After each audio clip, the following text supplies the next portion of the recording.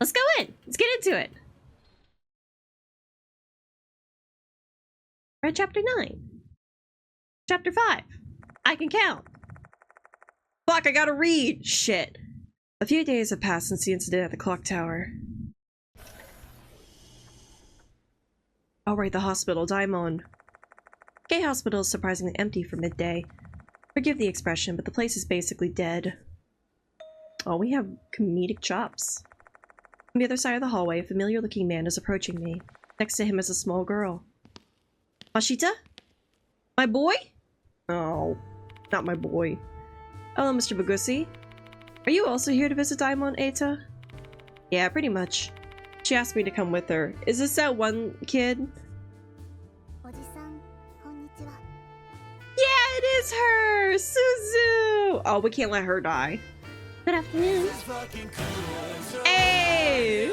Welcome aboard, superstar! This girl is Suzu Morimiya. Though she's but a grade schooler, she's also one of the mark bearers. After her previous case, she's come to idolize Eita and treat him as her older brother. You know, Eita's not a bad guy. I'm just mean. He just concerns me. Ah, shit. Did I not activate tits? Anyway, let me fix that. I'll hydrate for you, Smug. How you doing? How's it going? Ignore the tits flashing across the screen. It's not what you think it is.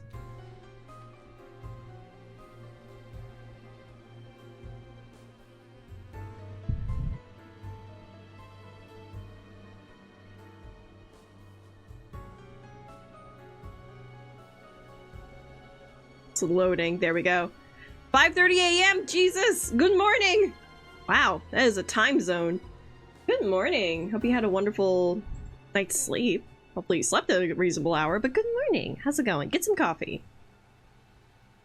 Still tired. That's valid. I have to set multiple alarms to wake myself up because who I am when I first wake up, like literally right after my alarm goes off, I'm just like, no. Bed. And so I need multiple alarms to wake my ass up because I will just forcibly go back to sleep. But hi! Good morning. Get some coffee if you can. Come in, get cozy. That. Eita, why are you taking Suzu here on a weekday afternoon? Gotta leave for work soon? Ooh, shit. Yeah, definitely gotta get up. Get moving, stretch your legs. Some caffeine. I'm glad I could be a part of your morning.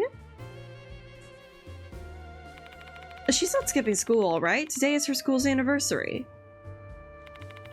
I heard the situation from Eita. Mr. Diamond's still asleep because of a spirit's curse, isn't he? Yeah. Most likely. No way. Her eyes are filled with a deep sorrow. Don't you worry, Suzu. Mr. Bagusi and I will definitely save the Mr. Diamond, alright? Eita proudly taps his chest while making that claim. I have no confidence. I have no idea where that confidence comes from. I also have no confidence. Look at me. I'm a scrumbly drowned rat of a man. Despite my skepticism, the display brings a smile back to Suzu's face. Eita, mister. Can I trust you too? What guarantees his life is death? No! That's the worst you can tell a child. Yeah, you can trust me. Thank you, mister. Anyway, Mr. Bagusi, I'll continue to back you up on our investigation. Eita, about that. Oops, let's save that for later. I've got to get Suzu back home. I'll go to Kujo Mansion after that. Call me if you need anything. See you later, mister. Eita and Suzu leave after that. Crap, that was my chance to tell him.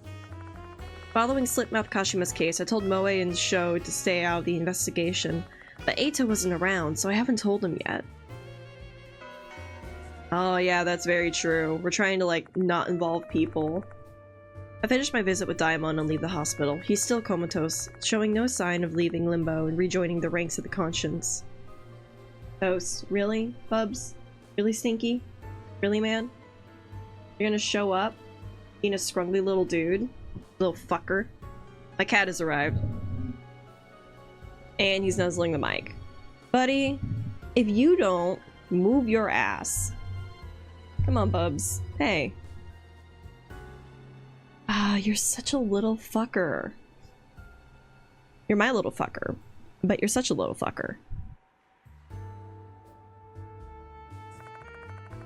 Doctors have yet to identify the root cause of his coma. Ghosts. Spirits. If it's truly the departed's curse, then that is behind his condition. He won't pull out of this so long as the departed still exists. I drive my car to Konoehara Academy. A new notice hasn't been discovered yet.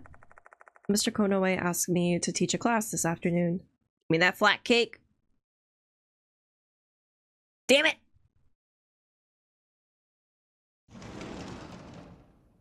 Yes!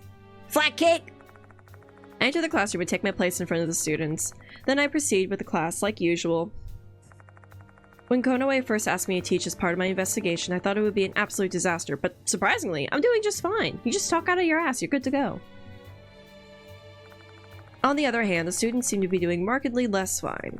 The number of fidgeting students that can't focus on class is too large to ignore. Toast? Avocado toast. Prishavakadu. Go. Be gone. Yeah, be gone. You gotta leave. He full-on nuzzles the mic arm every fucking time. Such a pain. Considering some of them also ask me about my investigation, it's obvious what's on their mind. The departed isn't just a fringe rumor anymore. These students have gone from being amused to being terrified. The human heart is a fragile thing. Seeing these kids with their flagging spirits, I know I need to hurry up and close this case. We do care about them. In what feels like the blink of an eye, class is over. The first time I taught it, it felt like time stood still. It's kind of troubling to realize how I've now been at it for so long and I'm used to it.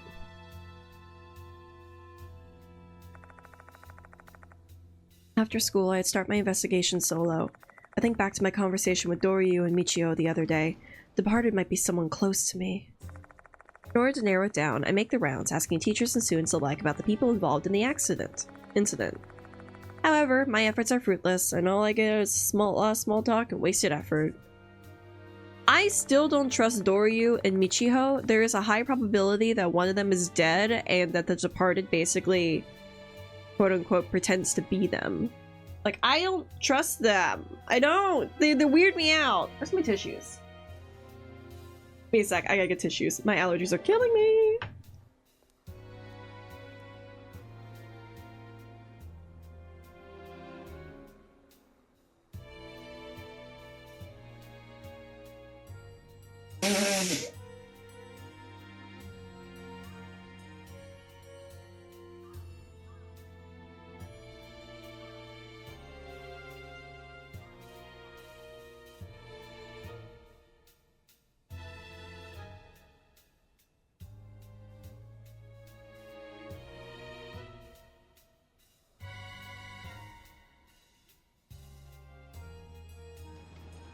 Y'all heard me blowing my nose in the fucking hallway. No, you did not. Shut the fuck up. No one heard a damn thing. Toaster!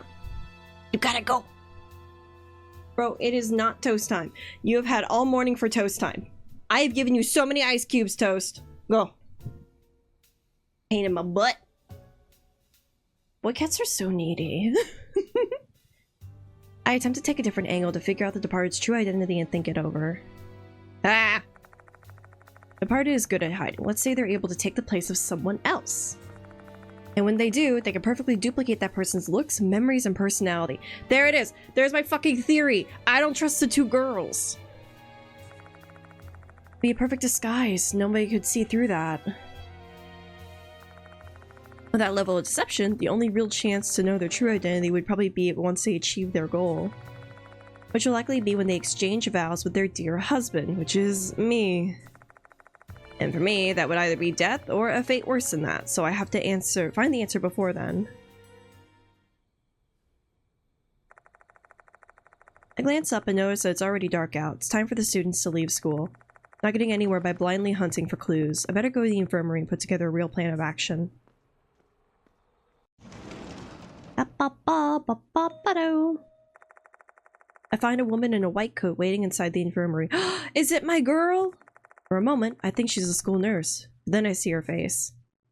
It's It's my girl, Madoka! Hello, Bugasi. I never would have imagined you'd be a teacher here. I was really shocked when I heard the news from Daimon. Hiro, why are you here? Oh, I love her tired expression. To help you out with the investigation, what else would I be doing here? I never would have imagined I'd hear the word help come out of Hiro's mouth. There's gotta be a reason. Hiro. She's Madoka Hiro. She wears a white coat, but not because she's a doctor. Hiro's a mark bearer who works at a pharma company as a researcher. If I remember correctly, you don't handle paranormal phenomena all that well.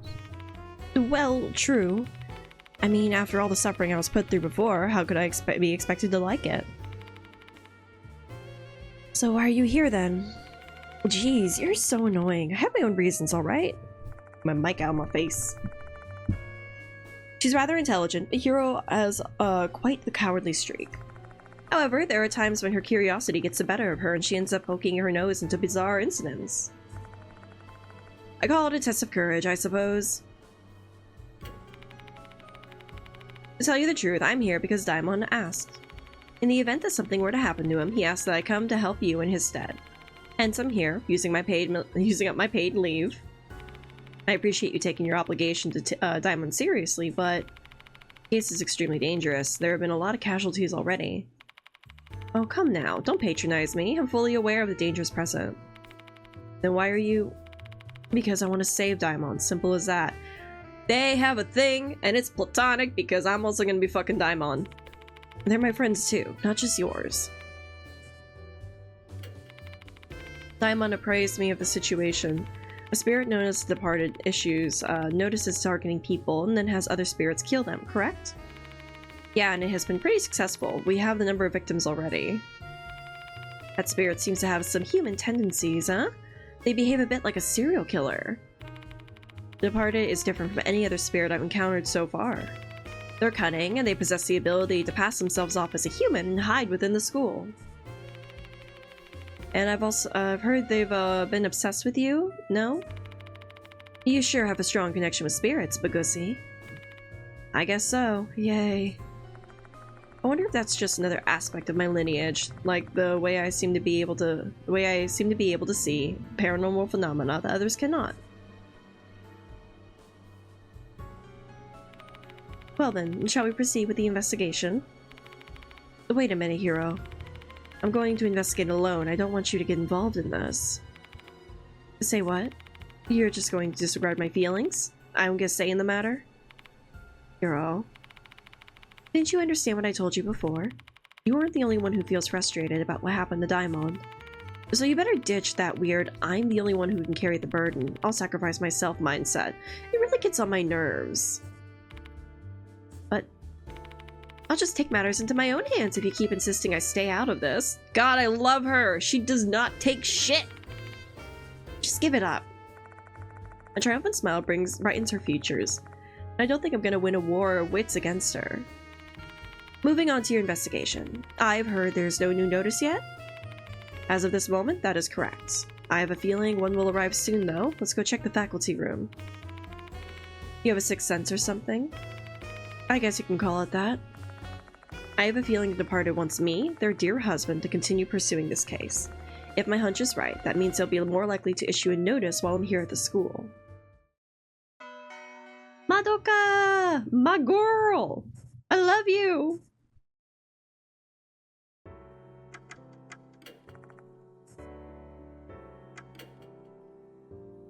Alright, so there are 8 lost souls in this chapter.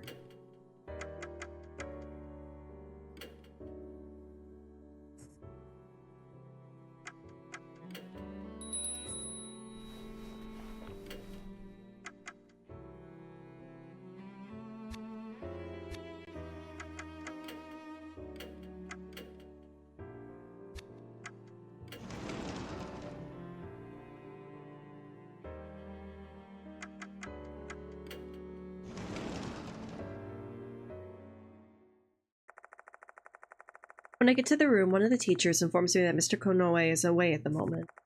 Which unfortunately means I'm gonna have to ask Sakamoto, who hates my fucking guts. Goodness gracious, you again? Sakamoto's cold tone of voice makes it apparent that she finds this meeting just as unfortunate as I. What's your business here? I have work to do. Has a new notice from the departed arrived?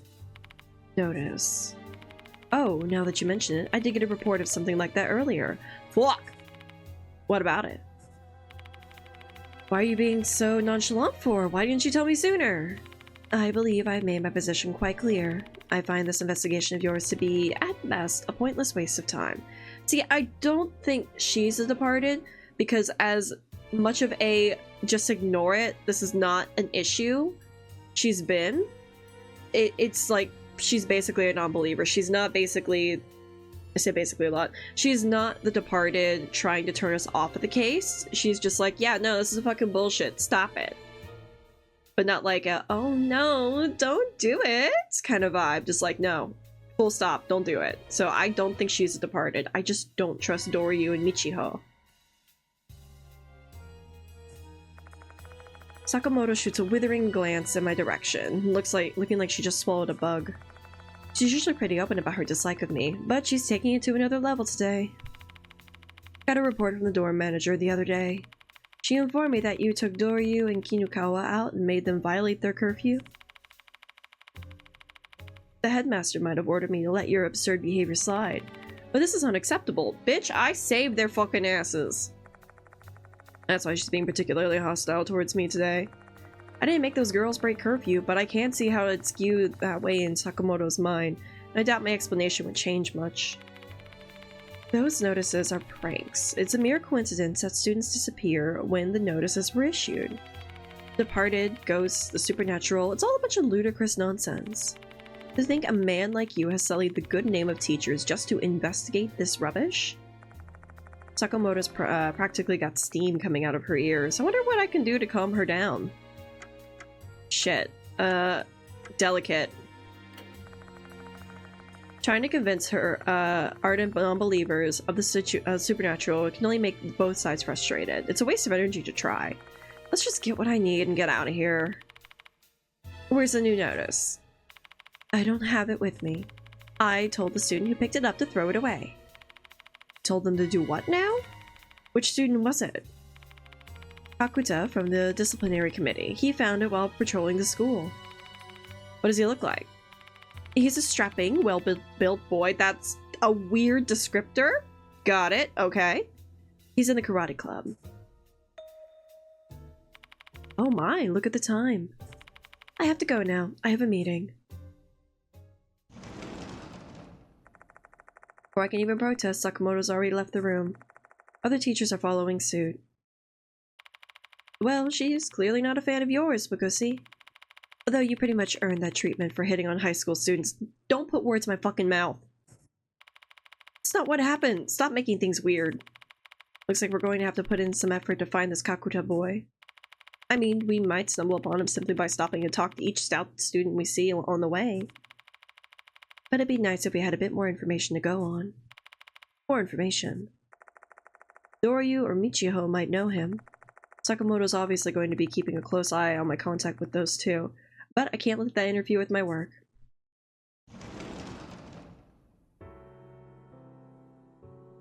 That.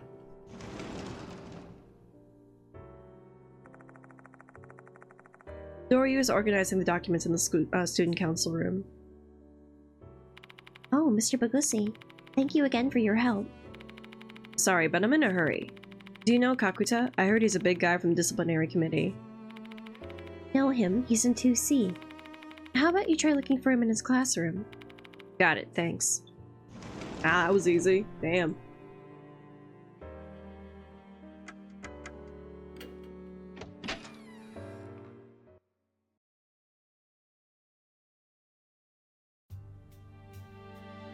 Wahoo! Look at how she runs! Girl! That is not a good running technique! Really? Seriously? The damsel in distress run?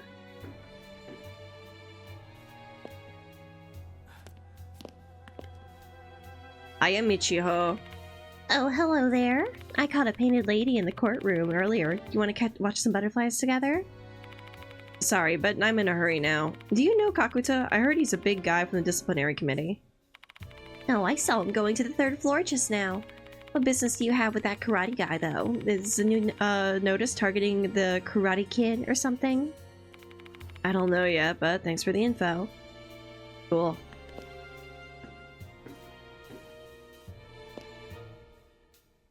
Karate Kid. Are you stout? Saw a big guy going to the back of the hallway earlier. Probably Kakuta from 2nd year. Wonder what he's up to.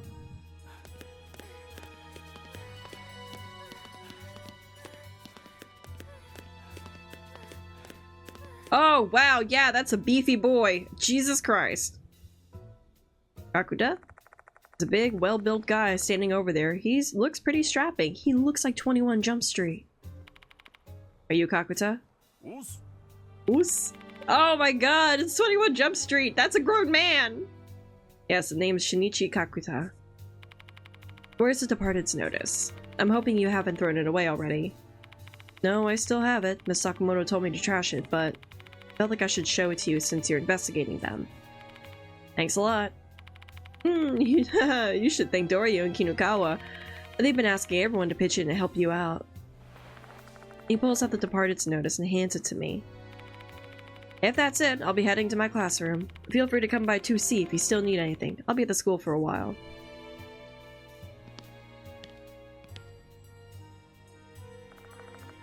Kakuta then walks off. That man, that's just a big boy. What are they feeding him? Like Pesto the Penguin. I quickly scan the new notice. It has all the hallmarks of the previous notices, an accordion fold piece of paper with an eerie handprints on it. So this is what a notice looks like, huh? It's really giving off the horror vibes. Hurry up and check it out. Come on. Dear Hooligan. Oh. Dear Hooligan. Hurry will kill you tonight. I'm watching, hiding in the school. Your beloved, the departed. Alright, we got a punk.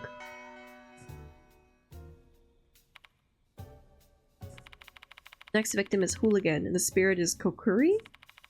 So by hooligan, they mean those boorish thug types, right? Yeah, so I think we should try and gather information that would lead us to the identity of these two things. Asking the remaining students will probably be more fruitful than asking the teachers. The faculty doesn't seem so cooperative. Yeah, and maybe the student council girl will tell you. I mean, she appears to be trying to help you. Also, I'd like to hear more from that Kakuta kid. Yeah. What's with you? Yeah? Come on, give me more to work with than that. This is your operation here. Don't make me handle everything alone. Okay. I love a woman in charge. As much as I want to point out that she's cut me off every time I try to speak, I hold my tongue. Besides, Hiro's plan of attack is basically what I would have suggested. We better start asking around about Hooligan and Kokuri.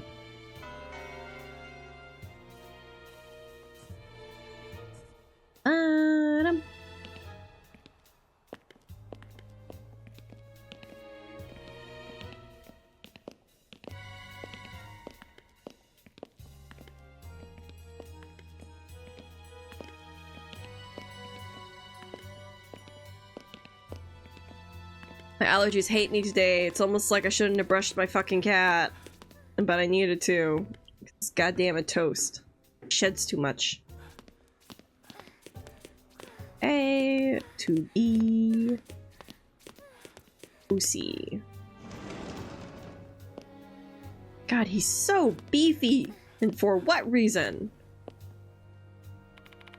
Orange cat things. You right, OMG. He's just so orange. Like, I wanted to brush him because he needs to be brushed. But tell me why I'm brushing him and he's like all up in my face going, yeah, pet me, brush me, do everything. And I'm like, you motherfucker, stop it! Leave me alone! I had to lint brush myself. He was so furry. Hello, Mr. Bagusi. Do you still need anything from me? So how you doing, ZOMG? So let's chat. I've actually read that notice. The spirit named Kokuri is going to kill the hooligan tonight, right? Well, Mr. Konoe told me not to discuss the incident with the students out of consideration for their mental well-being. I just can't give him a dismissive reply, though. No need to hide it. The rumors have spread. Izumi, the pianist, Horikoshi, the model, have been killed, just as the notice said. Anyway, the one who killed them was a spirit named the Departed, right? They're hiding in the school about right now. I'm doing well, besides being sniffly. I'm vibing. Excited to play another case of this. If the rumors of the incidents have already spread to this extent, I'm not doing anyone any favors by keeping my mouth shut. I doubt that these rumors have been purposely spread by any one target. These students believe in the Departed, and they're connecting the dots, spreading the rumors on their own. The weaker students must be tired of living in fear. I'm guessing they're scared of the idea that the person next to them might be the Departed. Got a cold building. Oh, it's straight up allergies. It is 100% I'm just allergic to cats. And my cats are grubby. So like I'm gonna be constantly muting and unmuting to like blow my nose because no one needs to hear me honk because it's just so egregious. But yeah, I promise. It's not a cold. It's just stuffles.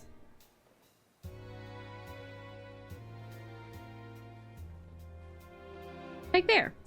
You're not scared, Kakuta? Me? Scared? No way.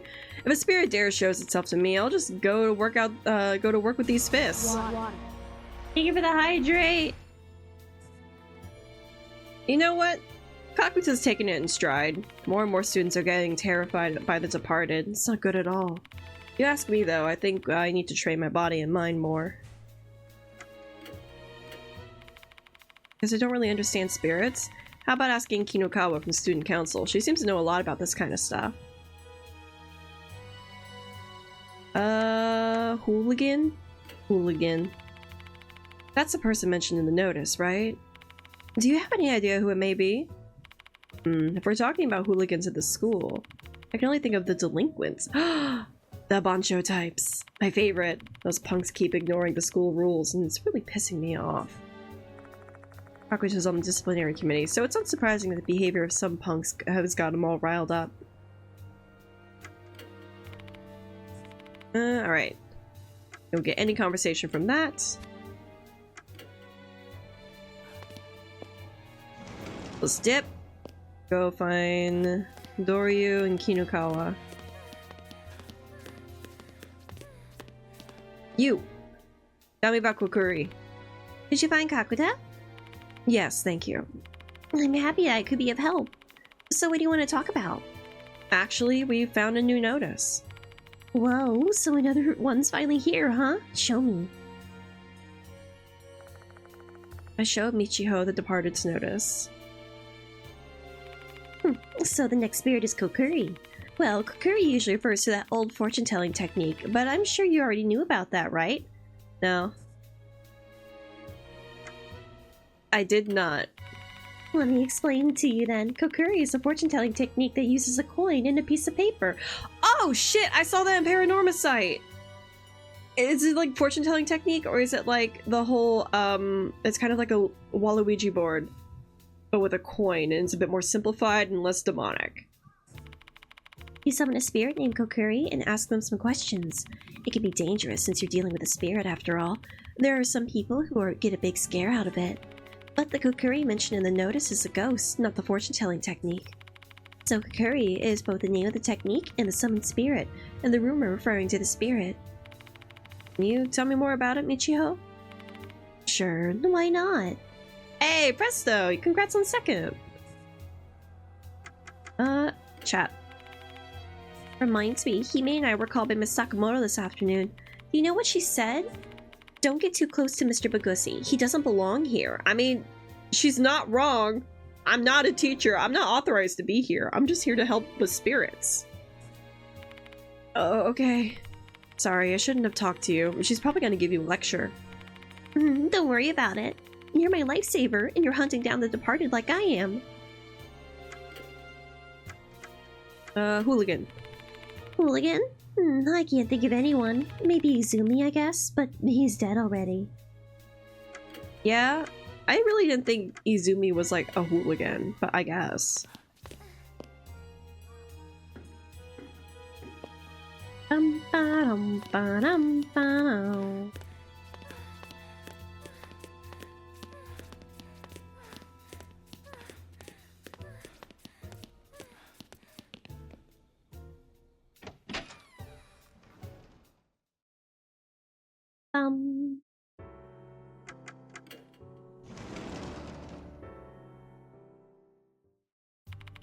Did you, find Kakuta? Yes, along with a new notice. So there's another new notice. Mind showing me? I showed Doryu the Departed's notice. So they're threatening to kill someone again? And it's my job to prevent that from happening. And if you've got any information that could help, please let me know. Sure. Actually, during lunch break, I went to the clock tower. Why? What? You should be taking risks like that. Spirits don't show up during the day, so it's fine. I didn't go inside though. The door wouldn't open. That's weird. Did somebody lock it? Well, that's unlikely. The key to the clock tower is missing. Nobody's able to get into the enter the clock tower right now. But it was open that night. Was that the Departed's doing? Listen, if you got a question about anything that's happening, just blame it on the Departed. 100%, it's their fault. I guess we should investigate the clock tower. Understood. I'll try searching for the key. Sorry, I really don't know much about spirits. You should ask Michiho instead. She's over on the second floor. I've already done that. Well, again, huh? Compared to model and pianist, this one's got a lot more room for interpretation. Finding the target might not be so easy. Alright, maybe Sakamoto knows about a punk. Finish my conversation. Library? Let's go to the library first. There's no one here. Yep.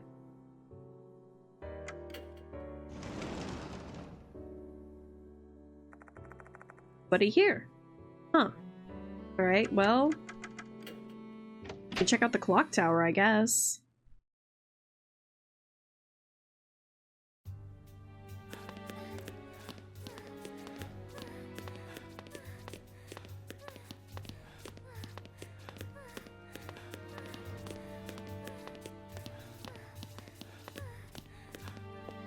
I don't like Madoka's running noises. They are so suspicious. Alright. Well, fuck me, I guess. You.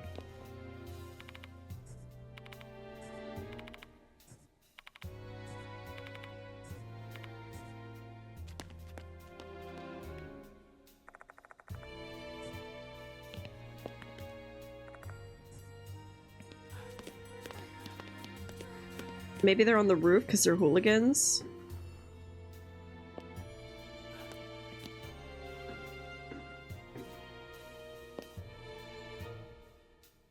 No! That's not what I wanted. Go! Alright, no roof.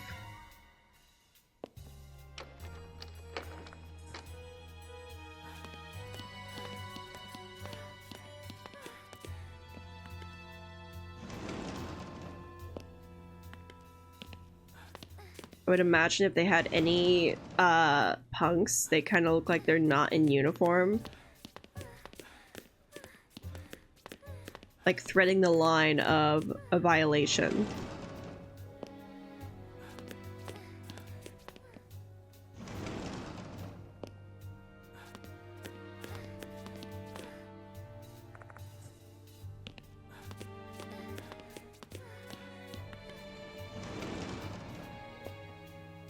Ba-da-da-ba-da-da.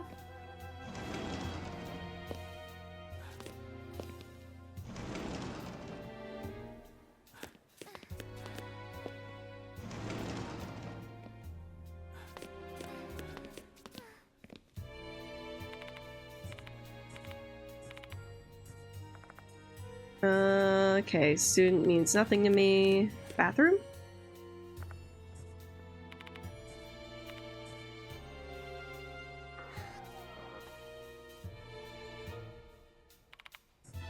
Nope. Okay. Shit.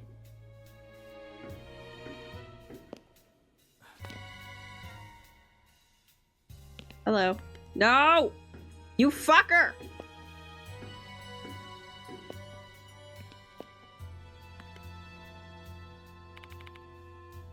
Ticks and bugs are actually different. I don't trust you, bitch.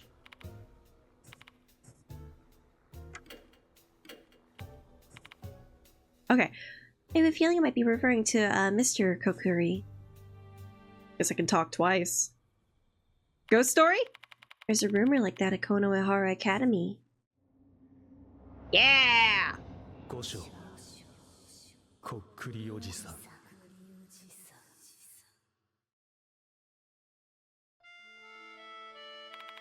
Have you ever gone to the corridor on the second floor? Of course not, that place is restricted. You know why? It's because of the Kokuri Shrine. That place is cursed. Not lying, it's the truth. I've even heard stories about it. Oh, they smoke out there! Yeah, okay. One rainy day, some delinquents were hanging out on the floor's second corridor. They were kinda notorious. They were getting in fights on a daily basis. There were even rumors that they were into drugs. I guess they must have been bored. So they were messing around with the shrine as a dare, all laughing with their stupid faces. They were kicking the shrine and scribbling on it, all sorts of things. One of them even put out a cigarette on it. The wind and rain got stronger. The delinquents were about to head back inside. At that moment, they heard a voice mixed with the wind.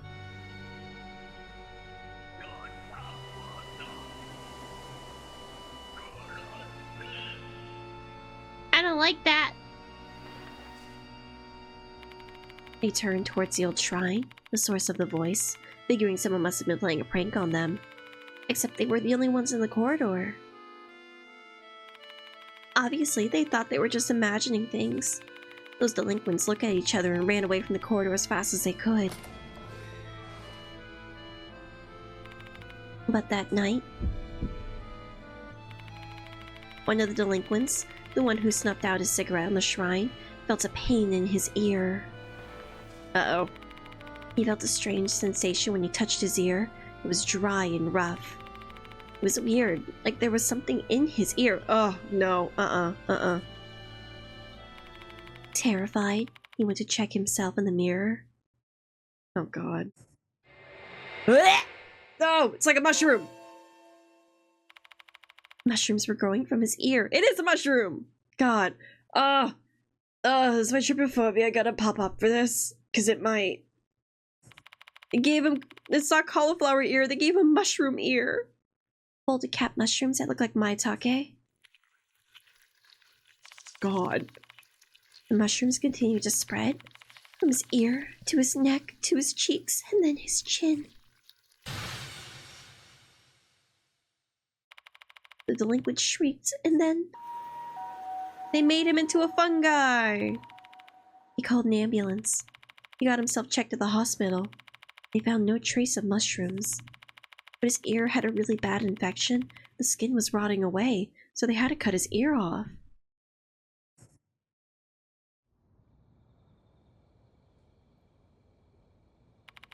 And when a teacher heard the story, he said it's the curse of the Kokuri Shrine. That voice must have been Mr. Kokuri's, and that was his work. Rumors say Mr. Kokuri is the apparition of a priest who haunts the shrine. Why does he make mushrooms his thing? Frankly, I like mushrooms. We could just eat them. They're delicious little snacks, unless they're poisonous. And that was the rumor about Mr. Kokuri. So please stay away from the shrine in the second floor corridor. If you're curious by the mushrooms, your lovely face will be ruined. Don't flirt with me. Is Mr. Kokuri the name of the shrine? Correct. It's called the Mr. Kokuri because the shrine has a mysterious voice. No one knew what Mr. Kokuri looked like. They've only heard his voice. Creepy, isn't it? Hello, my wife. How are you? By the way, Mr. Bagusi, I've never seen the person beside you. Is she a doctor like Mr. Daimon? I'm a researcher, not a doctor, though I do deal with the health of living beings as part of my job. Oh, I see. An idol and a female scientist, huh? You sure have some amazing and gorgeous assistants. I don't trust you. You are flirting with me too much? Are you the departed? Fuck off. And by the way, which do you prefer? They're both dependable in their own ways. I have stamina, Hiro has the intelligence. That's not what I meant. Oh well, it was stupid of me to expect something. You two sure are close. No. No. This girl might be the departed, you know that. Shush, Hiro. Oh, I don't mind, as long as Mr. Bagusi trusts me. I don't. I honestly, at this point, I do not. Sorry, it's a joke. I'm kind of on edge since we don't have any idea who the departed might be. Oh, Tristy Bagusi? It's been a long-running name. Listen, you give me a chance to give it first name, last name, it's Bagusi time. You can't stop me. I don't mind. In this kind of situation, it's natural to have some suspicion. Ugh, I miss my normal school life. Yeah, the Beknosi. Hey, Bagusi, shouldn't we be able to pretty much guess who the hooligan may be? Based on what Michiho told me about Mr. Kokuri rumors. Delinquent students. I agree with you there, but I still have no clue who it might be. The rumor says the delinquent student was cursed in the shrine. Cursed by the shrine, in the second floor corridor. Why don't we go take a look there? Wait, are you serious? Aren't you being too cavalier here? We're going to be stepping into some deep shit if we approach that shrine. I'm not doing it for the entertainment, it's for the investigation. You can stay here if you don't want to go. I never said I didn't want to go. I just wondered if there'd be a better way to do this. That's it. I'm not scared at all. Gone from food shopping, dropped up homemade banana bread? Yum! I heard about the banana bread. Hell yeah, I love a good banana bread. I haven't made some in a while, but I want to like do like a chocolate and vanilla one because I love a little sweet treat in my banana bread. Warning, the second floor corridor is off limits.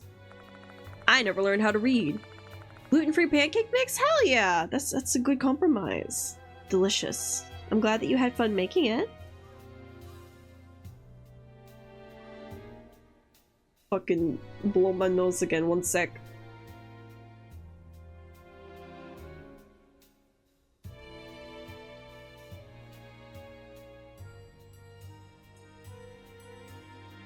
Ah, God, I hate having cat allergies. I hate having cuddly cats. They're so wonderful, but god damn it, they make me sniffle.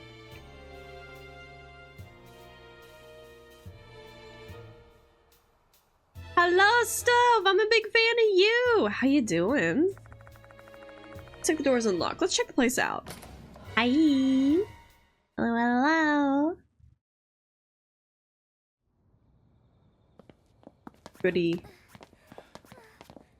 Oh, hey, are you a delinquent hooligan?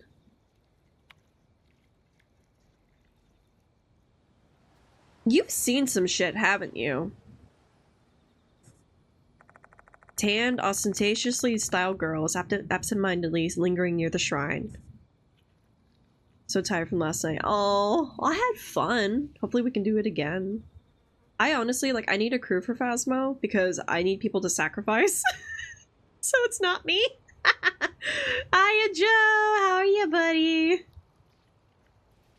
Thank you for the lurk. I appreciate it. Hi. How's it hanging? Hello there. Hey, don't growl at me, Jesus. Wait, who are we sacrificing? People. Hi, dragons, my love. How you doing?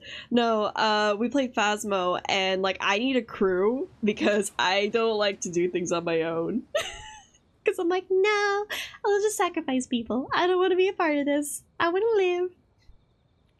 Sure she's fine? I don't think she's fine. Look at those eyes. She's seen some shit. Her reply is unintelligible, more of a groan. Just ignore her, Bagusi. Something's wrong with her. Great, I have to fucking moan into the mic. We got another punk. Nope. I gotta get my controller working because, like, DVD I can only do on my PC now, which is fine, but there's, like, a slight screen delay and it weirds me out, so I gotta, like, relearn my mapping controls. I can get, like, a fancy control with buttons. I need to figure out something. Yeah, I'm glad that you're doing well! Hell yeah, I'm vibing. I woke up and I did dishes, which was a necessary evil. Oh, she does little stretches. Oh, I love you. And I started working on a little bit of an animation thing for V3 because I'm bored and I had the ability to learn something. Better with mouse and keyboard. Here's the thing is that I have teeny tiny baby hands. Here's my qualms with this. I am 100% a controller bitch. I've been playing controller based games for fucking ever. Mouse and keyboard, I'm not fucking used to yet. Don't you Ahsoka me. I'm not used to it. So when it comes to playing mouse and keyboard based games, my tiny little baby hands can't reach the shift key and hold it there. It hurts my fingers the longer it goes, so I need to get like a key-bound mouse. I need to get like a little thingy where I can like map buttons so I can have like a quick selection thingy. Like I need that. I need key-bound mouse. I have one up my throat. But also I'm like, eventually I'll get one, probably myself if I don't get it funded on Throne, which is perfectly fine. Yeah! Oh my god, dragons, I'll have to send it to you. Remind me, because it's really fucking cute. It's simplistic. What the fuck was that? Really, I only play mouse and keyboard on a few games. Yeah, but here's the thing though, when it comes to the controller element, I don't know if it's my PC or if it's the fact that I bought a pre-owned controller, but my Microsoft controller, I have an Xbox controller, it does not stay connected. The Bluetooth do not work on it. And it's just like, god damn it. Like, I have to have it fully wired into my PC, which the only wired controller I have for micro USB is just loosey-goosey, falls out every fucking time, so it does not stay connected. Don't know what's wrong with that. These are all easy problems that can be fixed. I promise you they can. I'm just lazy. My priorities are elsewhere. So like, the researching with like what needs to be done is either I need to buy a third-party wired controller fully wired in with no like unplug, outplug, unplugging ability, or I need to get a mouse with button map controls, or I just fucking deal with it, and I don't want to deal with it eventually. Like, I want to fix it. There are only certain games I can do mouse and keyboard on I'm fine with, but like Dead by Daylight, Overwatch 2, I can't. My tiny little baby fingers can't do the splits, so I'm gonna need to get a wired controller, like a third party, and hope that works. I'm so particular. I haven't played it often. And I'm very bad at it because I'm like having to relearn it on PC. Shut the fuck up. I basically played it a lot back in 2016 to like 2019, and then I fell the fuck off. Essentially I'm trying to get back into it, but I only play with like a friend. I cannot play it by myself, and I'm also very bad, so I am no longer back in the competitive scene because I'm having to like fucking relearn everything, but I don't give myself any time to relearn it, so it's off and on. Like I play maybe once every few months if I get bored.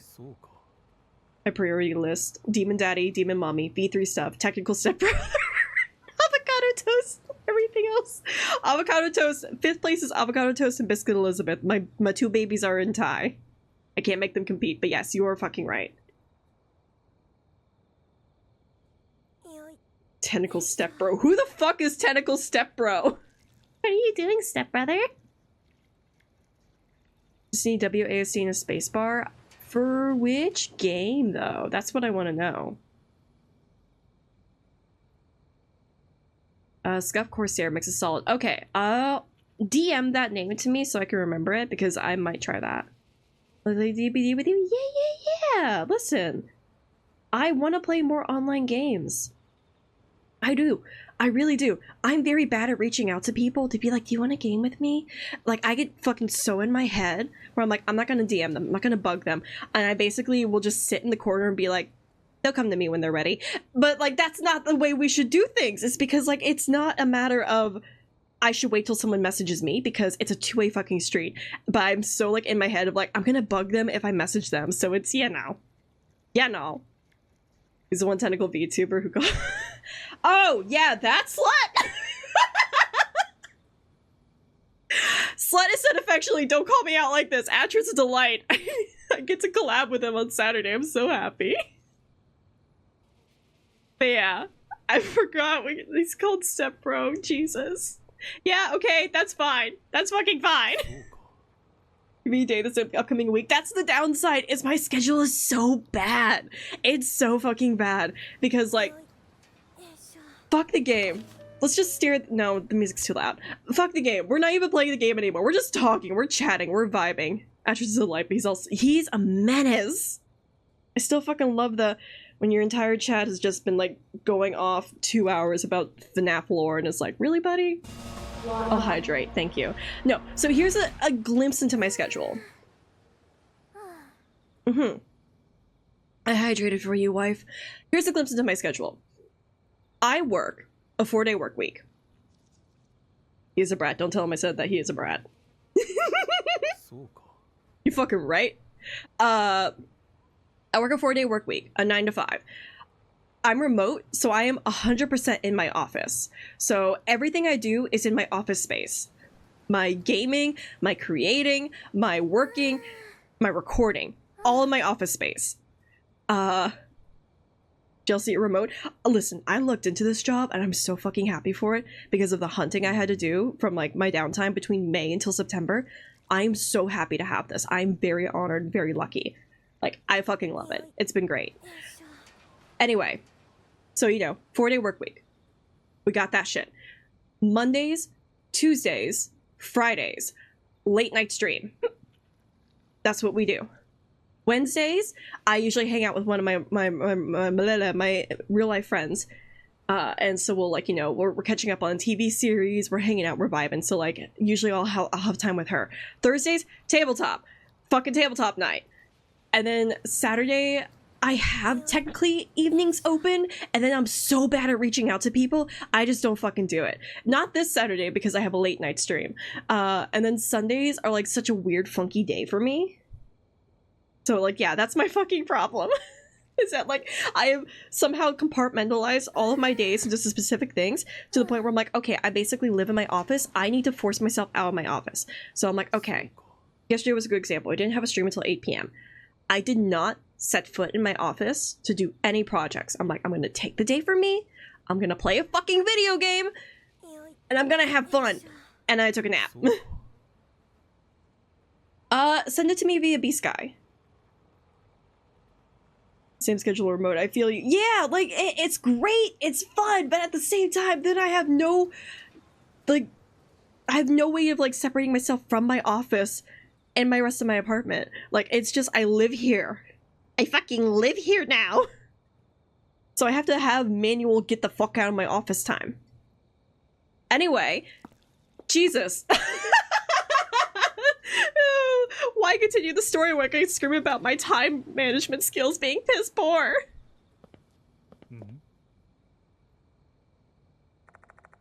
Old shrine is standing here. This has got to be the shrine from the rumor about Mr. Kokuri. Let's take a closer look. I don't wanna. First thing that stands out is that it's a rather small shrine. So sometime, yeah. Listen, my schedule is set.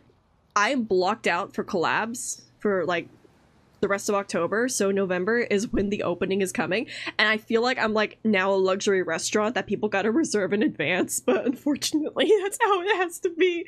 I have to be like reserved. And I feel so bad, but if it's not on the schedule, I don't remember it.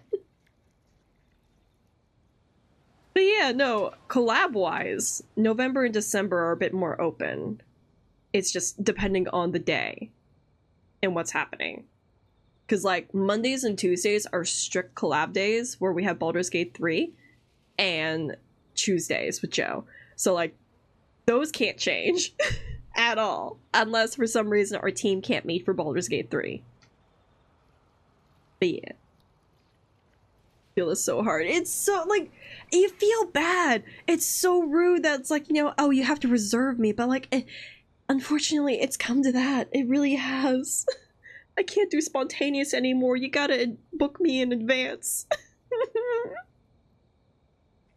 Yeah, of course, my darling. Thank you for letting me know. Yeah. I don't think Joe has played DBD. Carrots is trying to get us to all play DBD, so I don't think Joe has gotten to experience it yet. He'll be fine. He'll be brave. I believe in him. Bleh. Another noticeable feature is the number of talismans on it. The image of the talismans looks kind of like a centipede. There's a small gap in the shrine door. It's too dark to tell what's inside, though. Be brave. Yeah, he can.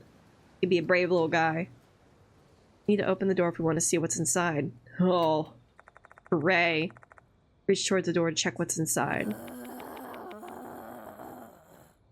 Growl at me. Old man. The female student next to me groans and slowly forces out some words. Don't do anything bad to the shrine. Fuck you! Man, you're... Oh shit! Oh, she's mushroom possessed! She's possessed by mushrooms! Gotta go see when... Yeah! Love you, love you! Mwah, mwah, mwah! Thank you for the lurk! Growling, the female student launches an attack. I love the neck pieces!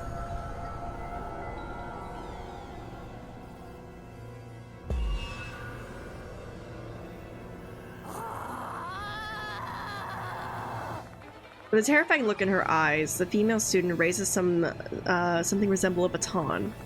I see something that looks like mushrooms around her neck. Maybe she's possessed? Team up. Bag.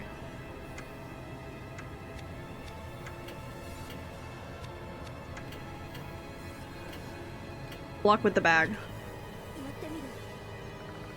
Try to use my bag as a shield to block her attacks.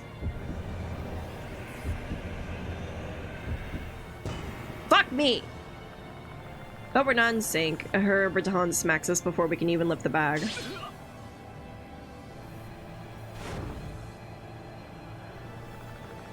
With a terrifying look in her eyes, the female student, yeah, blah blah blah blah.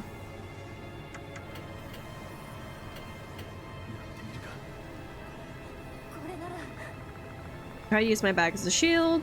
It's 99% success rates. Yeah. We clutch the bag tightly and block her attack. Nice.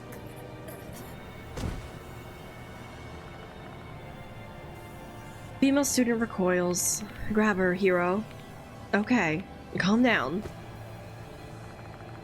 Hero captures the student's arms from behind. Helping out, I immediately restrain her.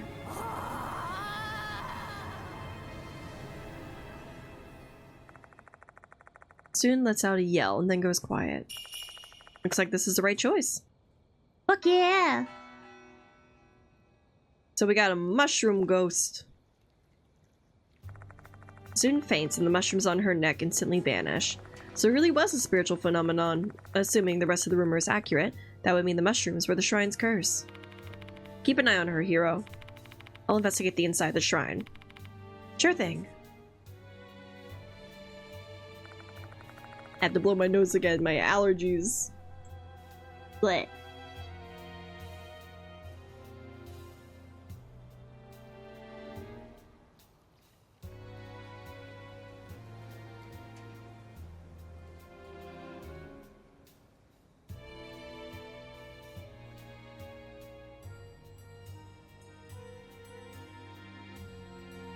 I'm also like frequently checking to make sure that the donations, if they go through. I'm so mad about that. How dare you, Stream Elements? Mood. Listen, no one needs to hear me snort. It's weird.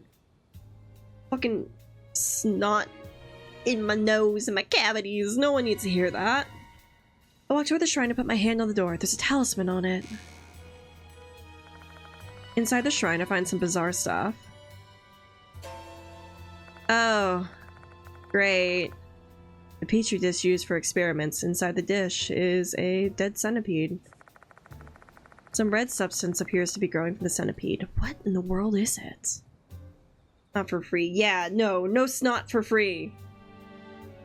Oh, it's a weird centipede though. It's got a lot of growths. Oh, I see you found something interesting. Those red filaments are probably mushrooms. Oh, it's difficult to tell without the caps.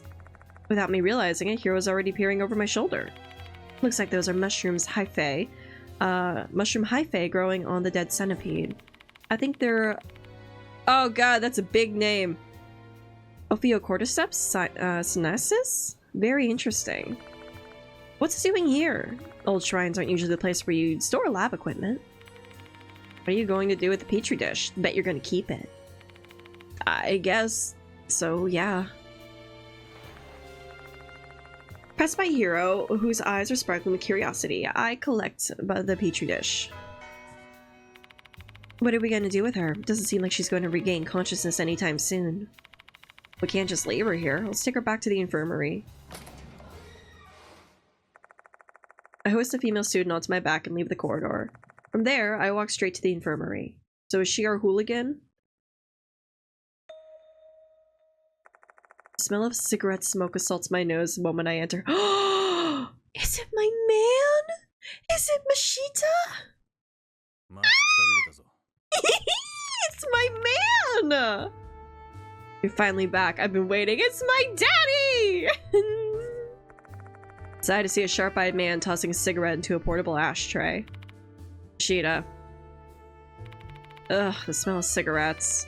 Hey, no smoking inside the school. There are kids here. You're a terrible influence, you know. Where's your common sense, Mashita?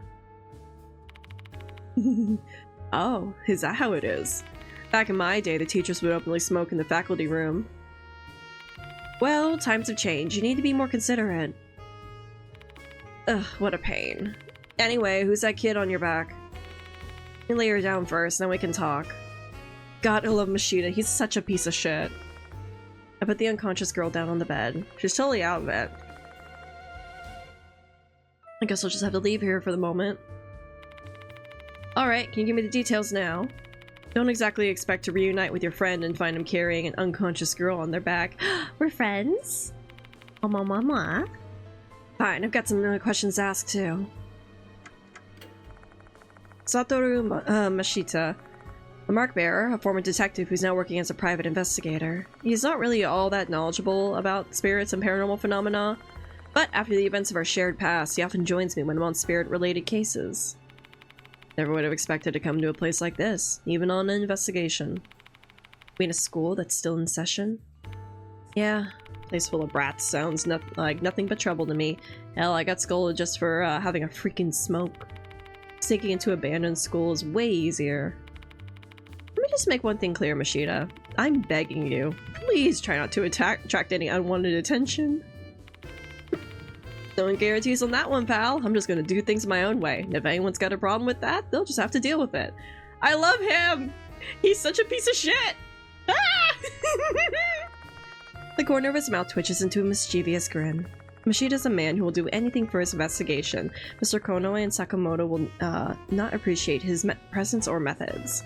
But his eccentric methods have a way of dragging the truth out of situations where a more civilized approach would fail. What you doing? No! Please! He's so hot! Oh, come on! Rat! Please! You finish your job? Yeah, I can't tell you much about it though, since I'm under NDA. And just when I thought I'd be able to relax for a bit, that hag, Yasuoka, asked me to help you out. She's a real slave driver. Man, it's different from the other mark bearers. Because of his job, he's a seasoned veteran when it comes to cases involving dangerous and bizarre spirits. If he's offering to help, I'll jump on it. His help makes it much more likely that Hero and the department's targets will survive. Hardest target. Sorry for causing you trouble. Save your thanks for the old bag. I'm just here to work. I love him! Yasuoka gave me a summary of the case. A spirit masquerading as a student, huh? Wonder how their grades are. He's cracking jokes, but his eyes show no trace of a smile. Under the surface, he must be just as tense as we are. You want to know what I think? You're basically being jerked around by this departed's notice. And all the spirits from the notice, you're still no closer to finding out who the departed is. Maybe you're right. Maybe if I just ignore the notices, someone's going to die. Then what's your plan? You're just gonna keep dancing to their tune until they get bored and quit? Don't get sidetracked and forget your original goal, Bugusi. The only way you could solve this case is to find the departed hiding in the school. And what you should do is start looking at everyone around you as a potential suspect. I am! Why are you questioning me on that? By the way, Bugusi. Mashida jerks his head over in the direction of the girl in the bed. Tell me about her already. How long are you gonna make me wait? I share everything I've learned about Mr. Kokuri and the hooligan, and the events of the shrine. So this kid attacked you? School violence is kind of a lost art these days. What a special moment in your teaching career, eh, Mr. Bugusi? Cut it out with that. Hearing you say that makes my skin crawl. No matter how you choose to look at it, this kid isn't normal. She called us hooligans and had mushrooms growing along her neck. Right, considering that, maybe she was possessed by Kokuri. Ah, Jesus! I recall the time Michiho was possessed by Slipmouth Kashima, and she was fully under the control of the spirit, led by their desires. The student must have been the same as her. Who is this kid anyway? She doesn't have her student handbook. No matter how much we shake her, she's not showing any signs of waking up. Waiting for her to wake up is such a waste of time. Let's just go ask someone else about her. Should be able to find someone who knows who she is pretty quickly. She's obviously trying to stand out. Let's go ask around about Petri Dish too, while we're at it. Who knows, maybe we can learn who placed us inside the shrine. We're just gonna show that thing to students, and they're going to start talking about me. Too late to worry about your reputation. You already tricked 2 female students into breaking their curfew. Fuck! I don't care if you get all chummy with those brats for the investigation, but you better not do something weird that ends up blowing back onto me, Bugusi. Give me a break, you two. Bitch, I'm fucking dating Mashida. I'm not dating the students. Ew. I really hope this puts a stop to this topic. I'll have whoever I don't bring with me keeping an eye on the unconscious girl while I resume the investigation. Let's see if anyone at school could tell me about this girl or the Petri dish. Satoru! Satoru! Boy. Yeah!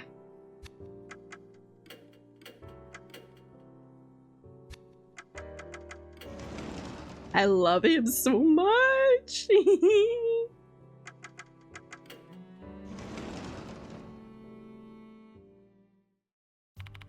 How much have you learned so far? Oh, that reminds me. I've been wondering about this for a little bit now. I realize that you've started calling Michiho by her first name. Mind telling me why? I had a feeling this would come up. Actually, tell Doryu about how Michiho forced me to call her by her first name if I wanted her to cooperate. I figured. I couldn't imagine someone as serious as you just deciding to be so casual with their students. Bring up a good point. What do you think? Should I go back to calling her by her last name? No, don't do that. Michiho will hate me. Why would she? Well, she's trying to get along with you in her own way. Ah! So I wouldn't want to interfere with her wishes like that. Oh, alright. Please be nice to Michiho. Try.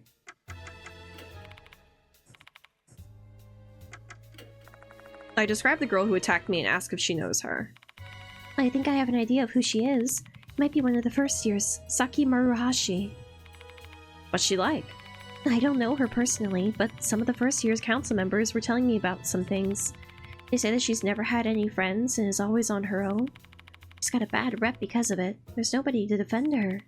There are all kinds of rumors surrounding her, saying that she likes to go out at night and drink, smoke, and she's associated with a biker gang.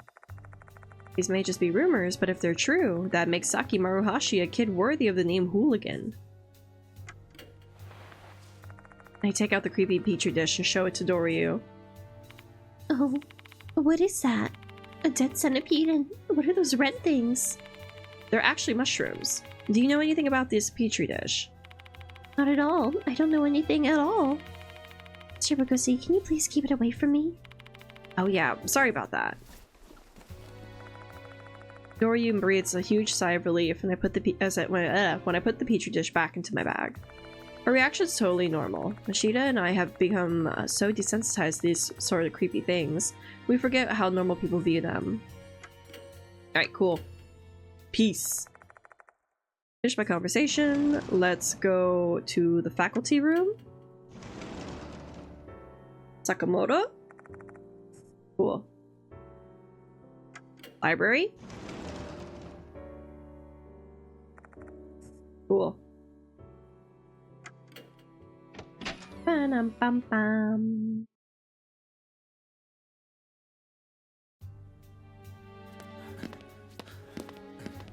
Oh, what's his idol animation? What do you do? What do you do, sad man? God, I'm taller than you? That's so hot. Ah! I love the fact that I'm taller than him. He's a short little piece of shit. Do your idol animation. Do it. Do it. Light up a cig.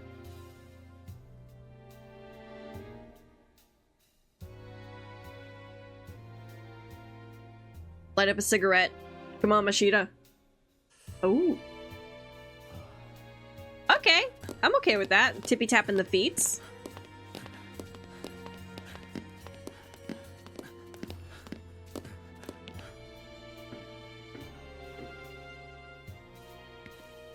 Alright.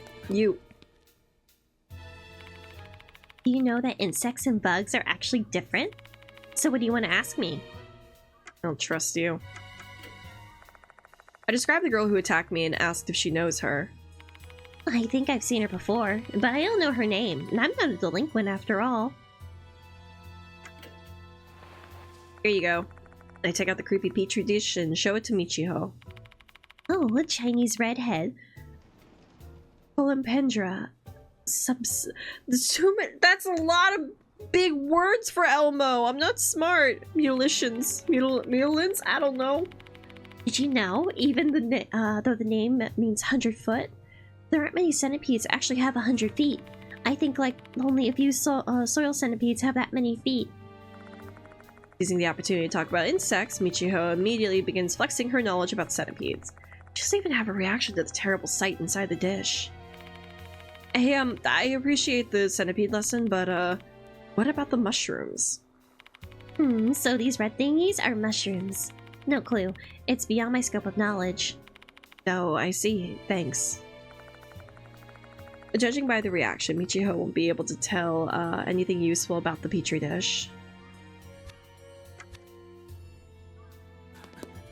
2C? Go to 2C.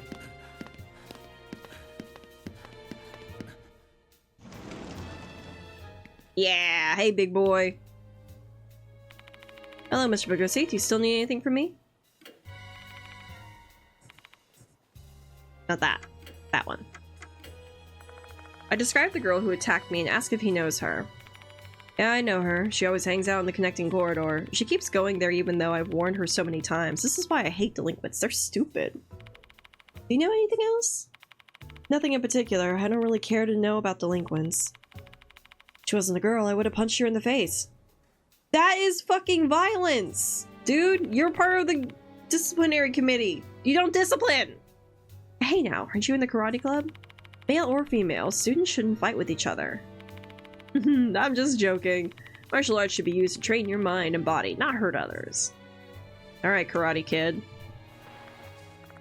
I take the creepy petri dish from my bag and show it to Kakuta. But the moment he sees the dish, his eyes bulge. What's wrong, Kakuta? No, it's just... My apologies, it's so disgusting. I don't even know what to say. Centipedes alone are already gross, but the mushrooms are making it so much worse. Where did you find it? The science room? No, it was inside the shrine on the second floor connecting corridor. Huh? What was this thing doing in here? I have no idea either. Doubt it's a prank. Oh. I have to get back to patrolling. Sorry, but I've gotta end our chat here. Interesting response. Kakuta bids us farewell and quickly leaves the classroom. I see what's up. Hey, Bugosi. God, you're so hot. Something's off with that brat's statement. You must have noticed it too, right? What's off about Kakuta's statement? Centipede. wrong with you? Oh, is it the mushies? Yeah. What about the mushrooms? He didn't say anything weird. You're so slow. Think about when you saw the dish for the first time. You didn't know that red junk was mushrooms, right? Me neither. But that brat knew right away. Oh, shit! That's suspicious as hell to me. Oh, I get it now. He may know where the mushrooms came from. Better speak to Kakuto again. You should still be at school. Let's go find him.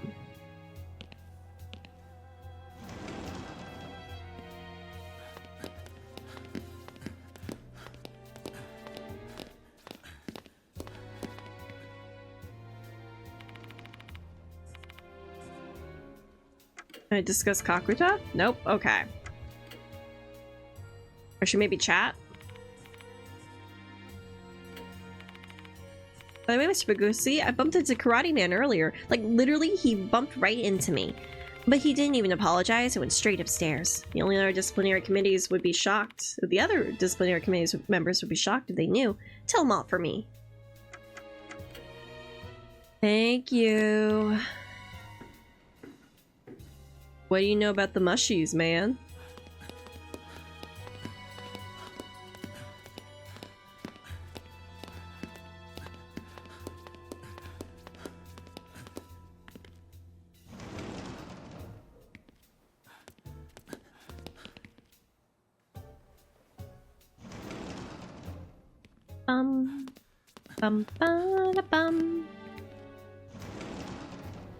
Alright, big man, where you at? Nope. Maybe he's in the boys' bathroom? Nope.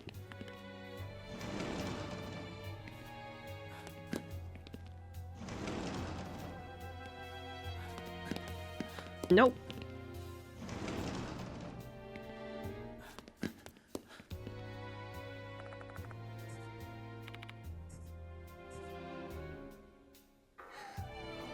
Kakuta! You in here? Fuck. Find anything particular. Alright, maybe he's in over on this side?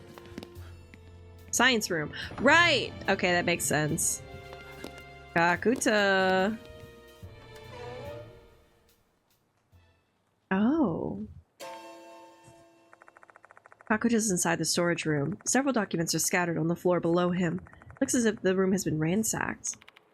Mr. Bagusi, I didn't do this. The room was already a mess when I came in. Please, you gotta believe me. Just tell me what happened here first, Kakuta. Yes. When I was patrolling the school, I saw someone coming out of the science room. They seemed kind of suspicious, so I decided to check it out. The room looked the same as it always does, but I unlocked the storage room here to have a look, just in case, and that's when I found this mess. So that's what you're saying happened? Yes, and that's really what happened. Damn, I could have caught the culprit if I had just come in sooner.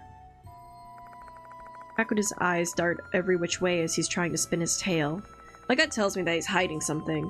Let's press him for details. What about the science room? Is anything missing from the science room? I don't think so, but I'm not totally sure since I don't often come here. My apologies. Did you check if there were any shadows? Someone might have been hiding in here. I checked over the room, but I didn't notice anything out of the ordinary. That's why I decided to enter the storage room. I saw someone coming out of the room, right? What did they look like? Delinquent boy with brown hair. He was running at full speed, so I couldn't get a good look at his face. Why did you chase him? I didn't know what I should do. At that time, I had no idea he'd be poking around the storage room. Storage room was locked, right? Yes, so I unlocked it. Since I'm on patrol, I have the keys with me. Is it easy to borrow the keys? Not at all. Who knows what those delinquents would do if they had these keys. Only trustworthy students like me and someone on the disciplinary committee would be able to borrow the keys. But how'd they get in? That's all I needed to hear from Kakuta. Of the 3 pieces of information he gave me, 2 of them are inconsistent. He may have given himself away if we point it out. Let's put his feet to the fire, shall we?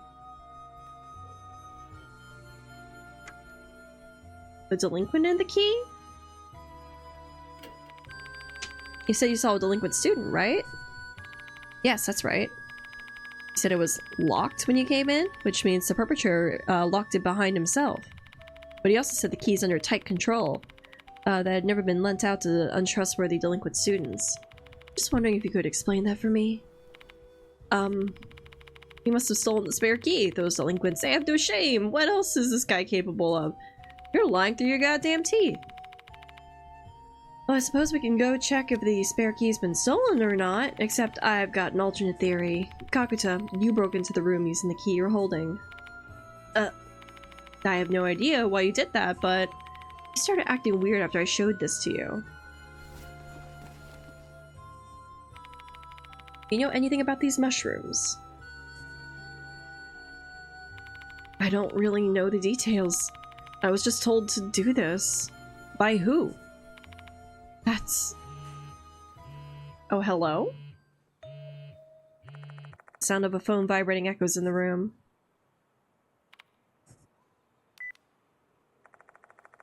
Kakuta takes out his phone. He then stares at the screen, his eyes wide with intense concentration. A centishroomapede is, Kari! It's a mushroom with cordyceps mushroom. It's a centipede and it's got cordyceps. A centicordyceps. That came out a lot better in my head. Sorry. How are you, Kari? How you doing?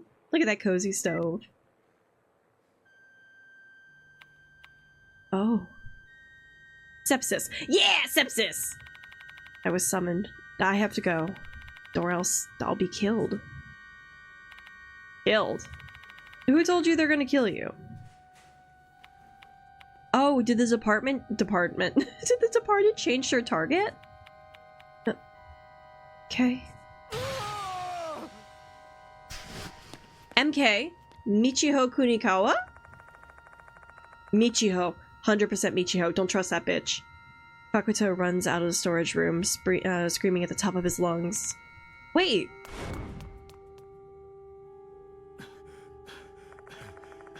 Dash after Kakuta with Mashita following hot on my heels. When I saw him running away like that, my mind immediately flashed back to Naomi Horikoshi, who ran away from us right before she met a tragic fate. I'm determined to prevent history from repeating itself. Doing good, totally not hooked on Crime Scene Cleaner. Nope, not me. Also just finished watching season 1 of Fallout. I have seen people play Crime Scene Cleaner. If it's got your glowing, like, review, I'm gonna have to fucking add it to my wish list because I want to give it a shot. It looks like fun. Also, I like cleaning a good crime scene here and then. How was season 1 of Fallout? I hope you enjoyed it. I have the hiccups! Fuck! But my stamina fails me midway through the chase and Kakuta disappears into the distance. I love it. I cannot do Power Wash Simulator. Valid! Honestly, very valid. I was curious about Power Wash Simulator. And I want to try like the Shrek one, but like Crime Scene Cleaner kind of like gives me a bit more of an intrigue to it because I do love a good true crime. I say that, but like respectfully done true crime or full-on fictional true crime. I'm so thirsty today. World of Fallout is a train wreck and I love it. Fuck yeah. Listen, all I know is that there is a robot in Fallout voiced by Matt Berry. I would fuck. 100%. I don't care the concepts. I don't need the logistics. I would fuck that robot. Full stop. Who just crime? Hell yeah. I'm gonna have to take a look at it. Ugh, fuck my back. Ugh, shit. What the hell is, the heck is with this brat's stamina? We never even gained ground on him. He must be some kind of monster. It's 21 Jump Street. I agree with Mashita. His physical prowess certainly seems like it's beyond that of a typical high school student. Almost as if he's been possessed by a spirit. Fine then, let's go back to the science room. I'm curious what Kakuto was trying to do. Yeah. Surprised seeing him, saw what him and What We Do in the Shadows, I can't take him seriously. See, for me, I watched him in Disenchantment and I can't take him seriously there because he has such a distinct voice and like he plays such an asshole character and I love it. My whole body feels heavy as lead, both physically from fatigue and mentally from the looming sense of powerlessness. He does! He does! And he's just a goofy little pig. I'm starting to feel like I'm prey stuck in a spider's web, struggling pointlessly while the departed exerts total control over me. Does this struggle have any purpose? Can I even save a single person? Don't give me that hangdog look? Like sad, droopy dog face? Just focus on moving the investigation forward. Don't think about anything else. If you can't handle that, then hit the road. Hiro and I can handle the rest. Oh, Mashita, you keep me humble. No, I'm fine. Mashita is right. We need to act, not mope. Let's investigate the storage room. We need to figure out why Kakuta broke into this place. I mean, obviously, it's going to be over here. Yosh. There are several documents on the floor. This must be Kakuta's doing. I pick up on one of the documents and look at the cover. There's a label with a caption written on it. Research on native plants that grow around Konoehara Academy. There are 2 dates written under the title, one from 11 years ago, the other from 9 years ago. Love has no sleep under the eye bags, very chic. Oh my god. Okay. I need to take you on and show you the Church of Mashita because I am a fucking whore for this man. I love this slut so much. He is tired perpetually. He hates ghosts. He's bad at his job, so he has to be a private investigator. He is definitely fuck the cops kind of vibe because that's why he's a PI. And then also, this man is gay. This man is gay for me. I know he is. We make out on the regular. Absolutely. You cannot tell me otherwise that this ain't not a homosexual man. Where's he at? Where's my man? Mashita, you little shit. Where you go? Where you go? There you are. Satoru. Look at this man! We fuck. We absolutely fuck. You cannot tell me otherwise. I love him so much. He's straight off a yaoi. He is! Absolutely! But he's powering from the bottom. Like, there's that, and then there's me. You mean to tell me that's not old man yaoi right there? That's old man yaoi. Even though we're like in our 30s. These men be fucking. He's a puppy. He's so... Are we the puppy coded? Because we're very puppy coded. Mashita is just drowned rat coded. Should span 2 years? Is a collar and a leash? Oh, you're so damn right. Oh, a collar and a leash and just like a little bit of like pressure applied with the back of a heel in a certain element that I'm going to like beat around the bush because I don't want Twitch to ban me. Perfect. I am normal. I'm so normal. I'm so fucking normal. Chef's kiss. Perfection. Love a submissive man. Hi, Onyx! I was not being whore on main. What you drawing? I get to draw like, oh, me get to draw like, oh yeah, you know what? There is not enough Deathmark fan art of Mashita and Chusibagusi. He has a name. I want to say it's like something with an M. I can't remember. I just know him as Chusibagusi. Bakati, I have to draw Mpreg Elon first. Yes, okay, my name, we can name our character. This was the first one where I'm like, the first game we played, I'm like, we're naming ourselves Chusibagusi. Because it's so fucking silly, and to this day, 3 years later, whenever we get an opportunity to pick our name in a game, it's Chusibagusi. It's the running theme! Also, Honix, how you doing, my darling, my love? Face, thank you! Does it ruin the moment? Yes. Do I care? No. The fox forest behind the school seems to have a special environment. A variety of plants native to the area can be seen here. As a science teacher at Konoehara Academy, I set out to catalog all of them. Highlight heightens the moment. It just adds a little spice. Horror game? Everything's dying? Nah, we lighten the mood with a little bagusi. Following the preface page, there's a summary of research done on various plants. There are photos of plants and moss, complete with a detailed research information. It's thorough, yet surprisingly easy to read. It's clear that the author is both a fine writer and educator. What in the... The page between Fox Azalea and Foxtail Fern has been torn out. I skimmed through the end, but I don't find anything about the red mushrooms. It's taking a crazy shot in the dark here, but let me guess. The mushrooms info is on the torn page. Most likely. Kakuta must have done this. I bet that's why he's stuck in here. Why did he do that, Bagusi? He trespassed into a locked schoolroom and stole something. He'll probably be expelled if he got caught. Was some information on mushrooms really worth that much risk? I guess he thought it was. I can't even imagine what school would be that important, though. What information? I can't even imagine what information would be that important, though. If we can find the lost page, we may get a step closer to understanding Kakuta's motives. Should we report him to the school, Bagusi? No, we shouldn't. We back Kakuta in the corner if we did. We can always decide to turn him in later once we've heard his side of the story. Okay. Kakuta was rummaging through the shelf until a bit ago. The door is wide open and the documents are all scattered. Player. This is a fine stuffed bear.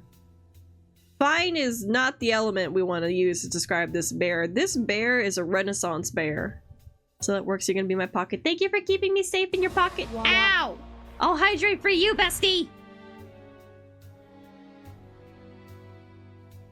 I'll do it just for you! It's not uncommon for schools to have stuffed animals, but a stuffed bear, that's unusual. It's called taxidermy, Steven. Self-care check. Thank you! I appreciate it! I do need a good self-care check. Honestly, y'all have been helping me keep drinking my water today. I filled this up before stream, and we are 300 milliliters down. So yeah, thank you for the hydration.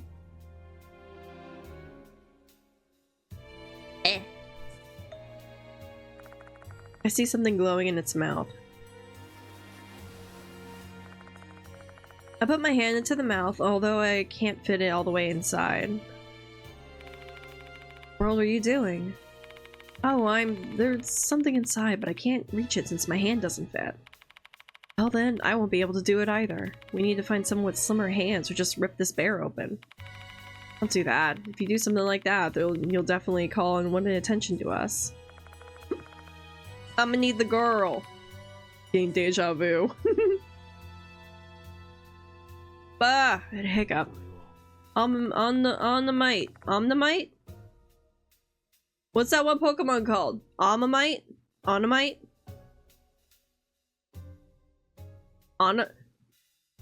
Omnimite? Omnimite? I think it's Omnimite. Large spiral shell fossil inside the shelf. This is Ammonite. Okay, it is Ammonite. Because it's like supposed to be a play on that word. This Animite, its distinctive shape looks pretty artistic for something natural.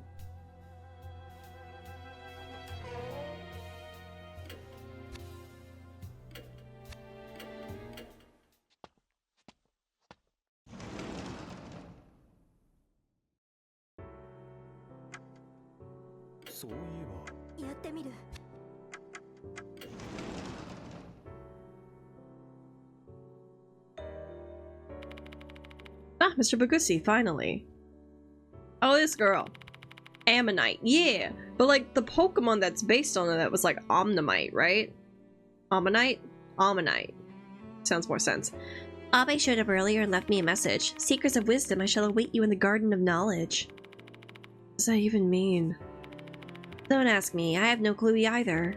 Well, that's all. See you later. Obviously the library. When they finish their business with us, Michiho strolls off.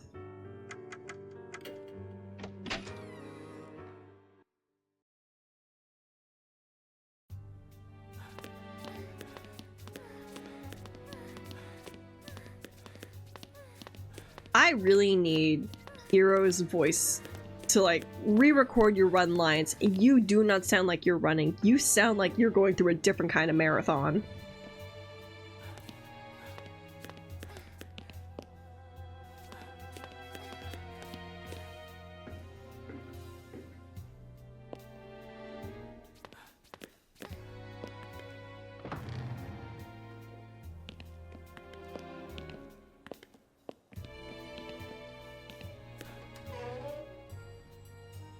Alright. Fist the bear. Why are you staring at the stuffed bear, Bugussi? Oh, there's something inside, but my hands are too big to fit all the way in.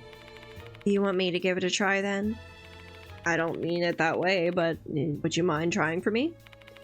To be honest, I don't really want to do it, since it looks like there'd be weird bugs in there, but I guess I have no choice then. Hiro timidly puts her hand inside the bear's mouth with a gloomy expression on her face. Just a little bit more.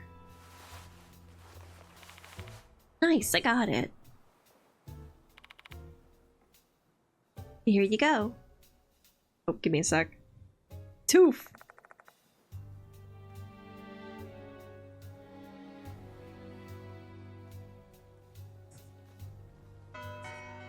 Hooray! And I leveled up! Fuck you!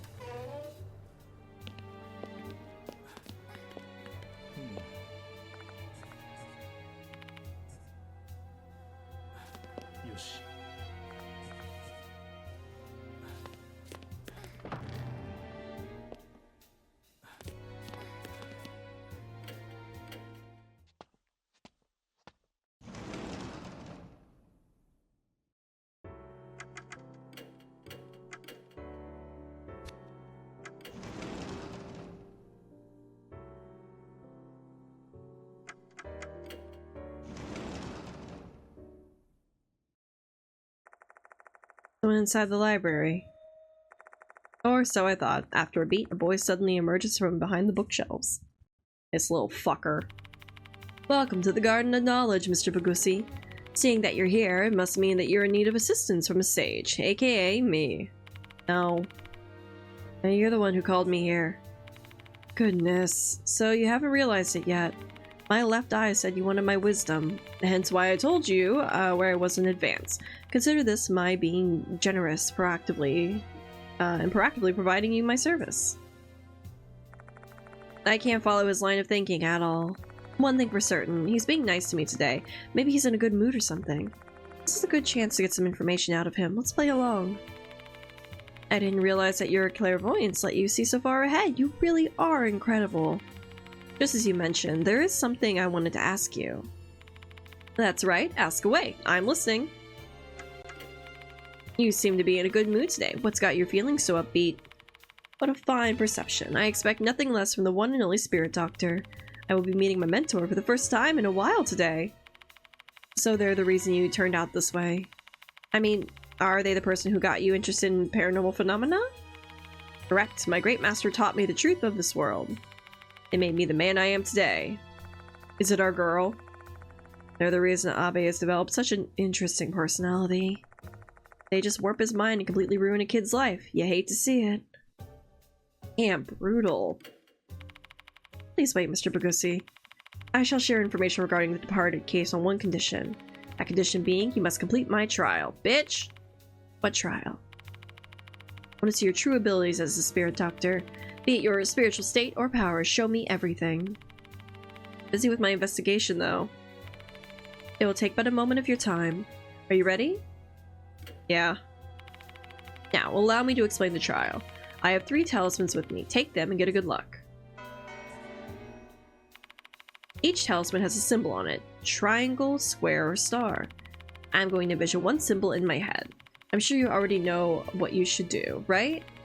You merely need only read my mind with your supernatural powers. And state the symbol I'm picturing. The heck? Did you hit your head or something? The paddling of outsiders is not necessary for this trial. That is my trial for, Mr. Bugussi. But I'm not a psychic, let alone someone with supernatural powers. Humbling yourself, I see. I have selected the symbol. Now, demonstrate your powers to me. Seimon. Abe starts mumbling something as if he's meditating. Triangle?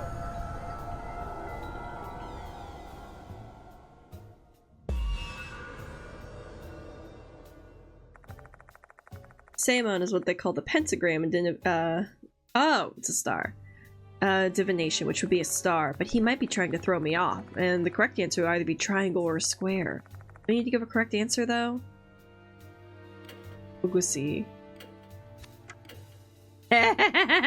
Show it. Square. これでどうだ Choose a square talisman. Try to show it to Abe. Hooray! I know the symbol you're picturing, Abe. I present the square talisman to Abe. How unseemly. Did you give the wrong answer on purpose to test me? Oh well, let me give you another chance. Ugh, what's the matter with me? Ow! I mean, there's a chance Abe isn't picturing any symbol in his mind. If that's a possibility, there's no point in me taking this battle seriously. Ah! Okay, that's my hint.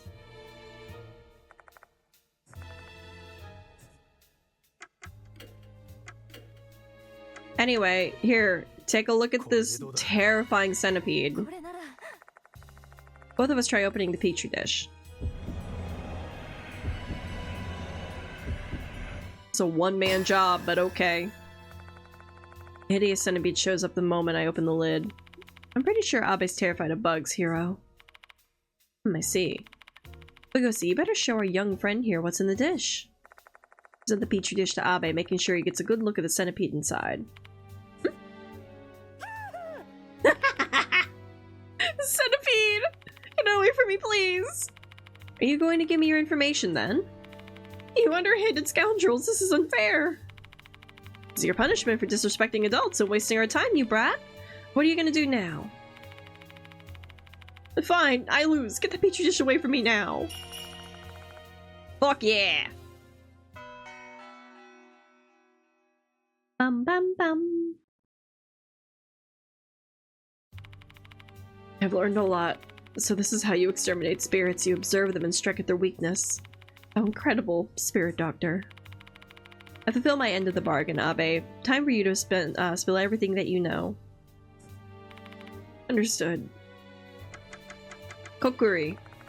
Let him know that a new notice has arrived. Ask him about Mr. Kokuri. So, this time it's Mr. Kokuri, huh? I know him, obviously. Spirit that haunts the shrine of the second floor's connecting corridor as well as the Fox Forest, is it not? Forest? That's news to me. Goodness me, the Spirit Doctor didn't even know the trivial bit of information. I guess you leave me no choice. Tell me about the forest, bitch. Allow me to tell you the rumors I have learned.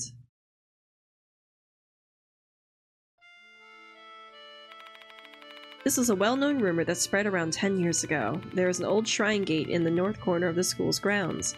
Beyond the gate lies a path leading to the forest. It is said that he appears there at night. Oh, hello, Daddy! Why he have a gun? Man clad in a white garb and a fox mask. He is Mr. Kokuri. He was dubbed Kokuri because of the mask. As I'm sure you know, the ritual used to speak with the dead, Kokuri, summons a part fox spirit. I believe he was given the name by someone who knew he was a fox spirit. The fox spirit with packing heat. It is said Mr. Kokuri used to be a priest of the shrine in the forest.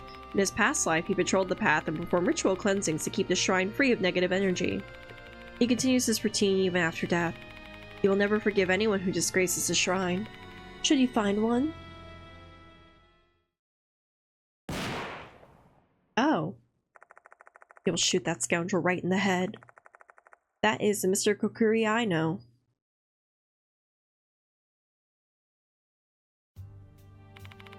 Thank you for allowing me to impart my wisdom. That's different from the rumor I heard. There are two rumors of Mr. Kokuri after all. The Fox Forest rumor predates the one about the second floor shrine. Perhaps the details may have changed over time through the retelling of the rumor.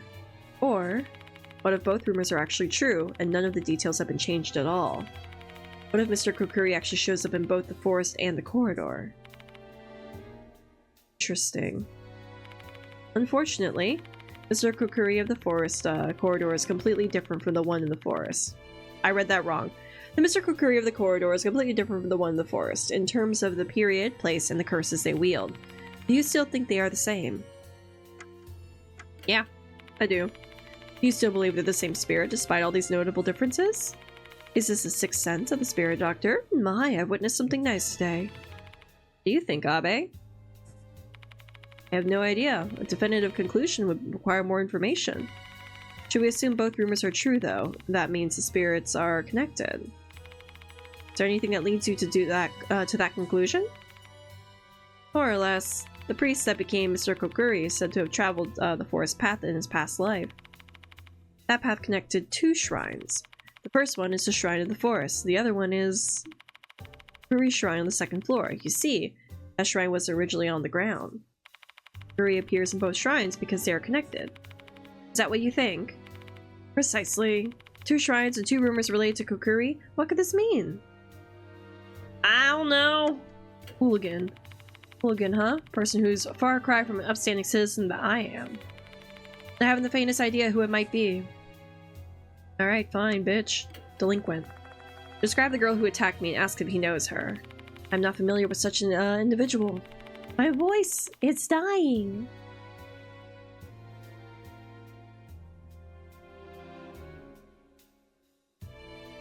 Ah! It cleared my throat.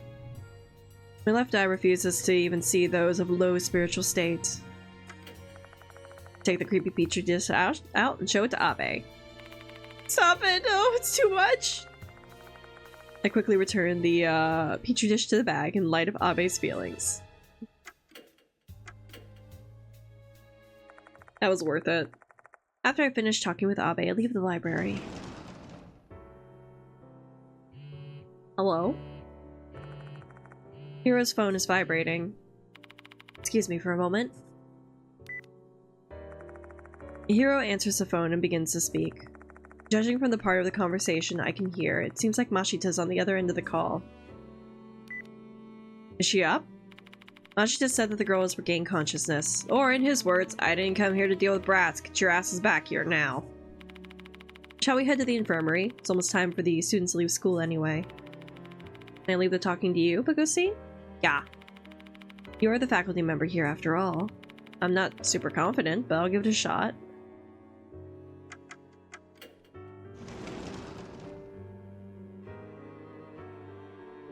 Hey girly! Found the delinquent and Mashita glaring at each other when I arrive at the infirmary.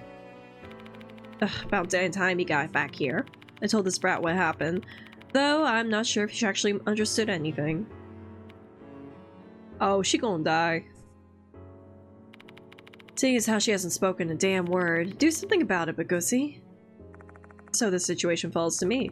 Once I'm all ready, I should talk to the delinquent girl. Save.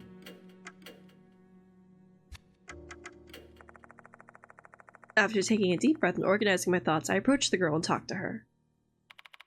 Glad to see you've regained consciousness. Your name's Saki Maruhashi, right? My name's Bagusi. I'm a temporary teacher here. Have you heard anything about me? I'm currently investigating the departed case. How do I put this? Do you remember attacking me with a baton? This isn't going well. She's not answering at all. Is her vocal cords fucked because of the fucking mushrooms? Chime sounds signaling the close of the school for the day. I'm going. Oh, no, they're not fucked. Maruhashi starts walking towards the exit. Oh, wait! There's something I wanted to ask you. At that moment, someone else enters the infirmary. It's my wife! Yasuoka! Let's go, spiritual goddess. You're the one who trained Abe, aren't you? Good afternoon. Sure, it's quite lively here, isn't it? Yasuoka? My, it's been quite a while since we last saw each other. The beguiling kimono-clad woman is Toako Yasuoka. She's another mark-bearer and also a renowned fortune-teller. She's also quite famous as a spiritualist and has helped me out a lot. The sacred objects Moe brought to school are actually hers. What brings you here? Why, I'm here to help you out, obviously. Daimon and Moe have been keeping me informed about your case. I see you've gone and gotten yourself wrapped up in another terrifying incident. And knowing you, I suppose the wheels of fate must be turning once again. No one can escape the fate that they were born with.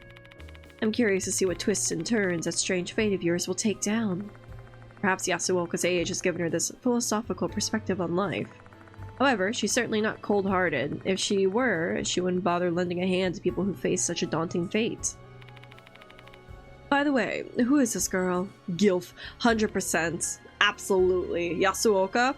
Hot. Wood. Maruhashi stares at Yasuoka. This is a far different look than the glare she directed at us earlier. There's not a trace of her prior hostility. Toaka Yasuoka, aren't you? You're on OMG Paranormal Experience. Yes, that is I. Whoa, are you serious? A legendary celeb is here? Shit. I'm like super nervous now. The fuck? What's with the 180? Maruhashi went from ice cold to totally excited. She seems overjoyed to have met someone that she's seen on television. Raw energy is out of this world, Miss Yasuoka. You're so freaking refreshing. My, thank you, dear. You're also very beautiful. That hair color suits you well. You think so? Miss Yasuoka, can I get your autograph? I don't want this girl to die. Saki does not deserve death. After that, I asked Yasuoka to help me persuade Maruhashi to talk. Because of that, she reluctantly agrees to cooperate with us. Daru? I'm only doing this because Yasuoka asked me to. I don't like you. So what do you want to know? Maruhashi. Oh, you want to get to know me? Saki Maruhashi from 1B. My favorite subjects are math and art. My favorite food is sweet red bean buns, and I love looking at motorcycles. Just looking at them? Not riding? Yeah, and I don't have a license. I really love plating and gold glitter paint on vintage motorcycles. My cousin's the leader of a bike gang. He's got this red chicken on the cowl of his bike, and it just looks so cool. Once Maruhashi starts excitedly talking about motorcycle detailing, she looks like any other enthusiastic kid. I've heard that you're often hanging out by yourself. I can't help that, you know? There's no one in this school that I can talk to about art, and I get bored talking with them about other stuff. Aw, she's just weird. Do you know anything about Mr. Kokuri? Nope, never heard of him before. Who is he anyway? That's a pretty strange name. He's a spirit that haunts the second floor corridor. Ugh, are you for real? I would have never gone there if I had known. It's stupid to mess around with spirits. Did that spirit show up from the shrine? It's also said he appears in the Fox Forest. Not the Fox Forest. That place sure is bad news, huh? I've heard weird stories about it. What kind of stories? Are they about spirits, or...? Not those kinds of stories. I heard punks used to sneak into the forest a long time ago. I don't know if it's real or not, but apparently some of them never come back. Punks in the forest at night, huh? What a strange combination. Don't ask me why. I've got no idea. I love her. Honestly, she's the only one I want to live. Like, I know it's like, we might not get lucky, and she might die. But damn it, she don't deserve death. She's fine. None of the other students here ever go near that forest because of the rumor. I don't remember. It's like there's a blank spot in my memory or some shit. How much do you remember then?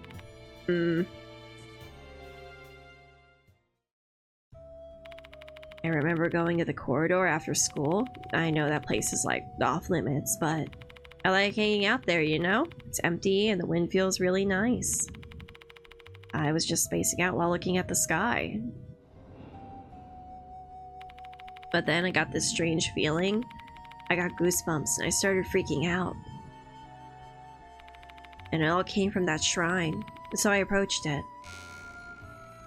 Hey, Draconic! Yeah, well, actually, this is the third game, but it is technically a sequel to Deathmark, but it is the third game in the Spirit Hunter series. NG was the second game, but it's not really a direct sequel. This one is, though. How you doing? Yeah, you didn't know that?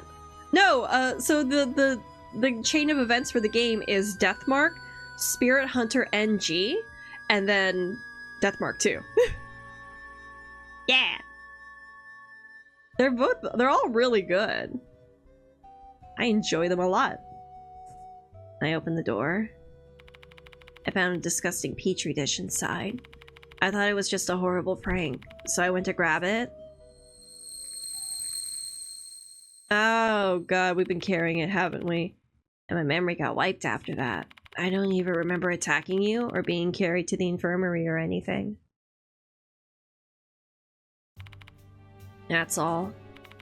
So you're not the one who put that dish there? Of course not. My Gramps is the chief priest at Kintoki Shrine. Ever since I was a kid, I had a fear of the gods drilled into my skull. You think I'd do such a blasphemous shit? Hell no. Seeing how pale her face is, I don't think she's lying. Who put that petri dish there then? Big buff guy. 100%. The other guy did. So I played the first two games. The first one kind of needed a guide when I played it back in like 2018. The one in 2019, I guess 2019, NG didn't really require a guide as much. It was kind of easy to figure things out. And then this one, so far, no guide. No guide needed at all. It's kind of a little bit straightforward. It plays subtly different from the other two games just because they did this is like one of their most successful like GoFundMe Kickstarters that they had for a game development in Japan. And so they had like a wild budget and it was completely different from the other ones, but it still is similar. Like the gameplay elements are a little bit different. After everything I could think of, is Saki Maruhashi really the hooligan that Mr. Kokuri is targeting? I share my doubts with the mark bearers and ask for their opinions. 100%. I don't think. I think Saki is safe. She is a hooligan, but she's more of like a socially awkward girl who's really bad at, like, you know, she's new to the school. Why is anyone going to be nice to her? Because she's new, different looking, and has a whole thing about bikes. I think the hooligan is going to be the disciplinary committee guy. He is. Here's my reasoning for that. He's already been targeted. I'm pretty sure he stole those keys, and I think he's already been called by the departed. So I think he's the unlucky one. God, I hope. I need Saki to live. I love her too much. I don't know. Neither the law of the matter of conservation nor the Euclidean geometry applied to spiritual beings. So it's not like you can apply logic here. I don't know about her being the target hooligan, but she's definitely a delinquent. Thinking the same thing. Hey, old hag, this spiritual stuff kind of your thing, right? Give us your take. Let's see. Maruhashi doesn't strike me as a malicious person. And if she were truly the target, she would have been slain in front of the shrine. Instead, the spirit only chose to drive her mad. In my opinion, I am doubtful that she's your hooligan. Well, who is hooligan then? I think it's Katsuka? Where's his name? Kakuta! This guy! This one! I think he's a target. Even if he's disciplinary. Even after discussing the matter further, we failed to arrive at a convincing answer to this mystery. That means we're still lacking information. We have no choice but to keep investigating the subject. Which means our next destination will be the place Abe mentioned earlier. Fox Forest behind the school. Bum bum bum. So how you doing, Draconic? Welcome on in. Oh good, it's nighttime. By the time we finish our discussion, the sun is pretty much set. The night phase of our investigation is about to begin. Either Hiro or Mashituka will accompany me for the night. The other will stay here. I'll be managing the sacred objects in Moe's stead tonight. Come to me whenever you've gathered enough lost souls. Going to help us out, Yasuoka? But of course. I have far more knowledge about spiritual world than you lot. I should be able to use that knowledge to assist you somehow. Experience is the best teacher, after all. Dangerous, though. I appreciate your concern. But I've already lived a long, full life. I don't really value my life as much as I used to. Oh, honey. Rather not see anyone younger than me die, though. So please, allow me to be of service, Bagusi. Alright. Seeing that we are dealing with spirits here, I am grateful to have an expert with us. Have a hiccup. Still, I can't have her walking around the forest in that beautiful kimono. I'll just have her stay here. Better stay here too, Maruhashi. At least until we've got a clear answer about who the hooligan is. Sure, I don't mind. I can just ask Miss Yasuoka to give me life advice. Life advice? You're too young for that. Everyone has their own problems, you know? Doesn't matter how old they are, even my own grandchild. And just like that, the three women quickly become immersed in their chit-chat. As I look to them, I am Ashita. Hey, hey. Ashita approaches me. Take this, Bagusi. Is it a gun? Hands over a paper bag. It's a gun. Something heavy inside. I run my fingers along the paper bag. It seems to be made of metal and has a rectangular section leading to a more rounded section. It's a gun. Seriously, dude? Ashita, this is... Lower your voice, idiot. Do you want the others to find out? But I don't know how to use one of these. Relax, this one doesn't have a safety. Just aim and pull the trigger. Still, because it doesn't have a safety, be very careful with it and don't cause it to go off by accident. How the fuck am I storing this if it doesn't have a safety? That's a risk. I'll give this kind of thing to civilians. For your own safety. We have no idea what could be what we could be dealing with, and if something happens to me, you'll be glad to have it. Don't hesitate to use it when you need it. You hear me? Okay. Been chilling for birthday plans? Hell yeah! Playing Mon Hunt sounds like a fun time. Happy almost birthday. I hope you have a wonderful birthday next month. Listen, Mashita and Main Boy, they be fucking. I've already gone over this speech. Those two are boyfriends. They get it going on. What are you two doing? Nothing. We're all set, and let's get on with this investigation. Fox Forest is located in the northern corner of the school, just beyond the Shrine Gate. Get to the Shrine Gate, take the road in front of the clock tower.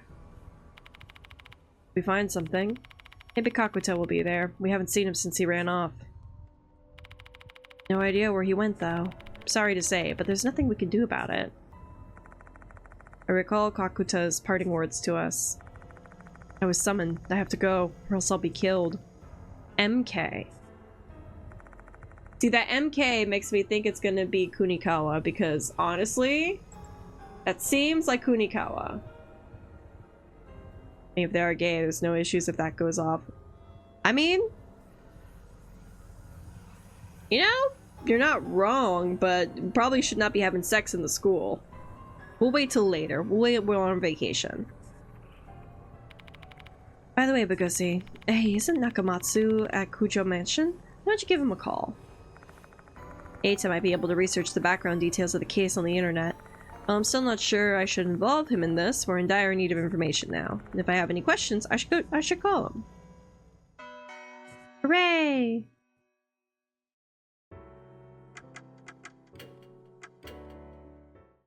Eita! Eita!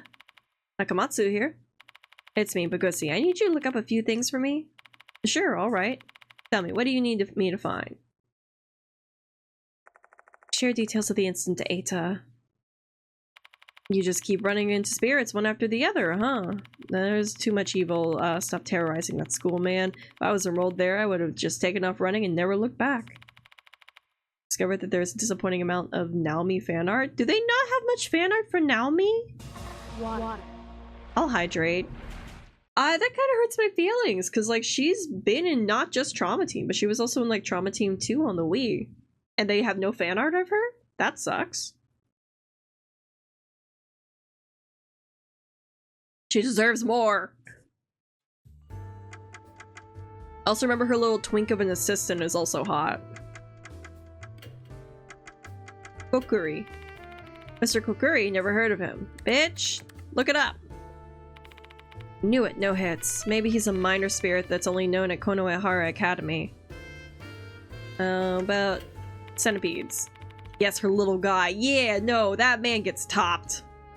Red mushrooms growing out of a dead centipede? Ugh, just saying that makes me feel gross. Glad I didn't have to see it, the real thing.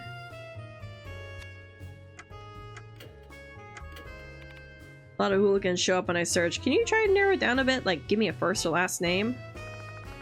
Who in the world is Hooligan? While we still don't have confirmation, we do have a suspect. Find me any information about Shinichi Kakuta. Shinichi Kakuta from Konohara Academy? You got it. If this guy already has a record... Okay.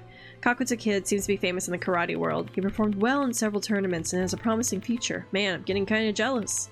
But there's a post that caught my attention. What post? It's a common thread on the article. With the obvious caveat of never trusting any unsourced comment you can find on the internet, this Kakuta Kid supposedly punched a student from another school and injured them. That's hooligan behavior. That'd be a clear-cut case of criminal assault. The thread continues on. Despite the incident, he still took part in the tournament afterwards. He should have at least gotten a house arrest or something if that were true. Wonder what's going on. That's suspicious. Rumors say a senior, a Konohara alumnus, covered up the incident. That's true. Kakuta's probably pretty indebted to him. If these rumors about Kakuta are true, the fine, upstanding student of the disciplinary committee actually has two faces. How would that be related to this case, though? Interesting! Oh, you helped me cheer Suzu up. Oh yeah, back at the hospital. I only did that because you encouraged me. Nah, you mean a lot to her, you know? She really believes in you. Everyone really depends on you. I'm jealous. It's no big deal. Oh, come on. Don't need to be so humble, man. Makes you wonder if I'll be as impressive as you when I reach your age. Not that old. I wonder. All depends on your effort level, I guess. Do your best. You still got plenty of time to become the man you want. Yeah, I'll give it my best shot. Johnny! Do you think it's hotter, Femme Fatale Detective Naomi or Kyoko Kuremi? So I have no concept of Kyoko Kuremi because I have not played Cyber Sleuth. So I'm gonna default to Naomi because I know what she looks like. Oh, right. Change. Boy. Trade. Alright. What does this do? Increase the success rate by 20%.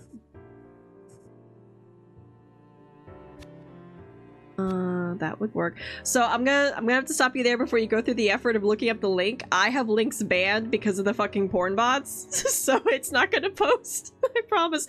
I'll look her up after the fact. This is 3 action. I think I'll do that.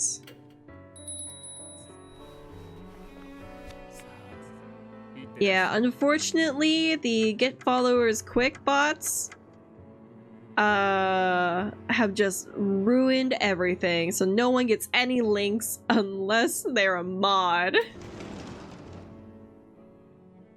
Like, I can't even do clip links, so I feel bad because like people do clip my streams, which is really great, but yeah, it blocks their links because it's a clip link.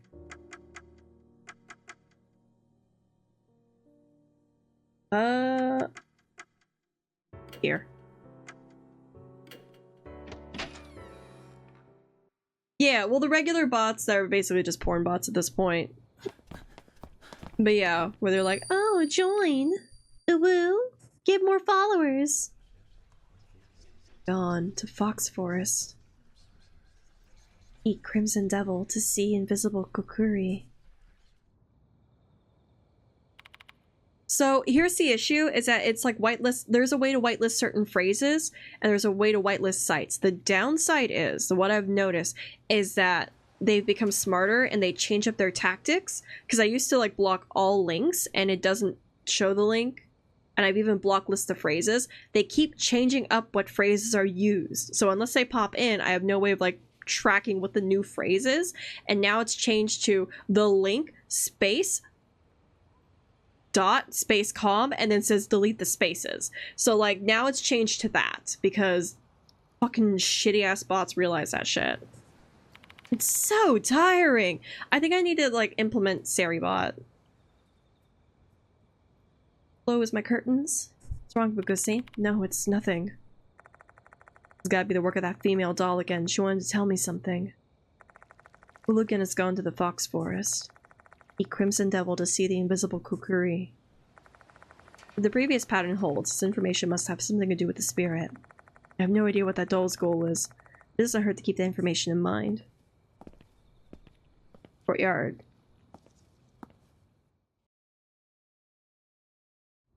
So yeah, if the hooligan has gone to the Fox Forest, that confirms.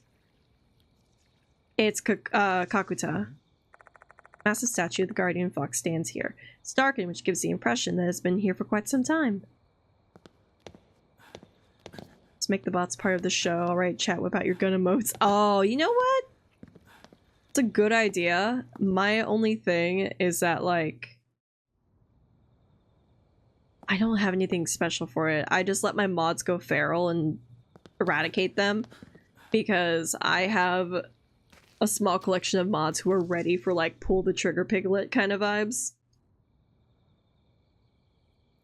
Like, they're just, like, on standby going, alright, let's go! Yep, there's one of them. Literally, they're on standby, they're like, alright. Did you summon me? Let's do this! Oh yes, no, my mods are phenomenal folks. They are people who have been with me since the beginning of my streaming journey and some of my best friends. So like, they got the fucking permission. They know. They know my comfort level. They know what's up. That's why I lurk at work. Yeah, that's why I sit in your little ear canal, providing background noise. Hi, Toast. Nobody. No toast time. Have you been blocked? Oh, he can't get up. He's sad. The shrine gate we see before us is must be the entrance to the Fox Forest. Poor boy's doing math. I have blocked his jump point with a tissue box. We'll find a way though. He is now on my ottoman. Hi, Toast! Imagine they're here to prevent people from going in. However, this might have the opposite effect. They're quite attention-grabbing, so it's not difficult to bypass the barrier. Yeah, it's just step over. Hi, Toast. Oh god, hi, Toast. Yeah, he found a way. Fox Forest is up ahead.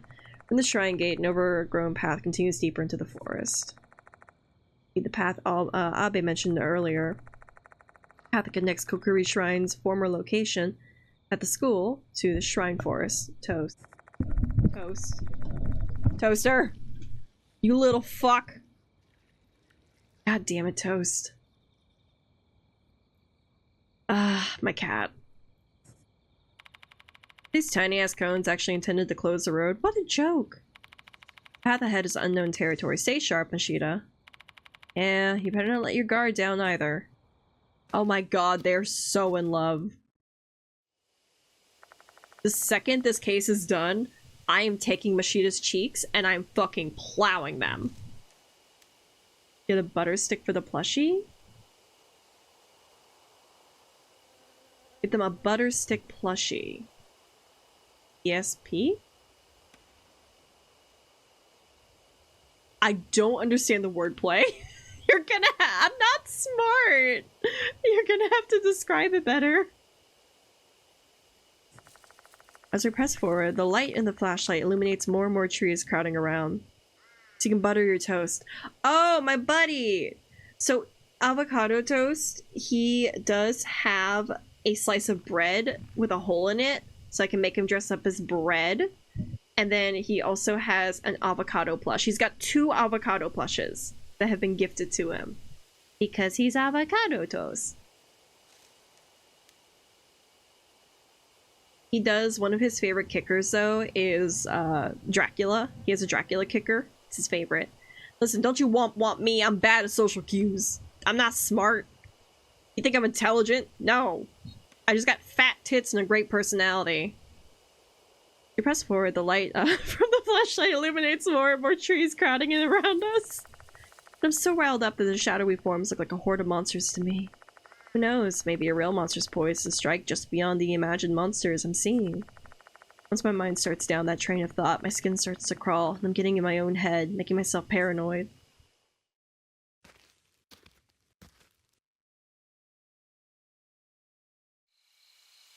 Ooh, alright. Before long, we arrive at the old path leading to the shrine. Although it's only a few minutes from the gate, it feels like we've entered another world. Finding a spirit in the forest at night, huh? Reminds me of the mess that we were in 4 months ago. Ah, yes, Cabo. Yeah, we were with Sho and Christy back then. Christy Arimura is one of the mark bearers, a former newscaster. If the news that arrived at Kujo Mansion a few days ago is true, she's currently overseas covering a story.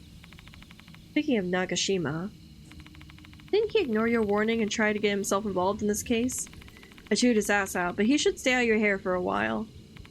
Oh, okay. God damn it.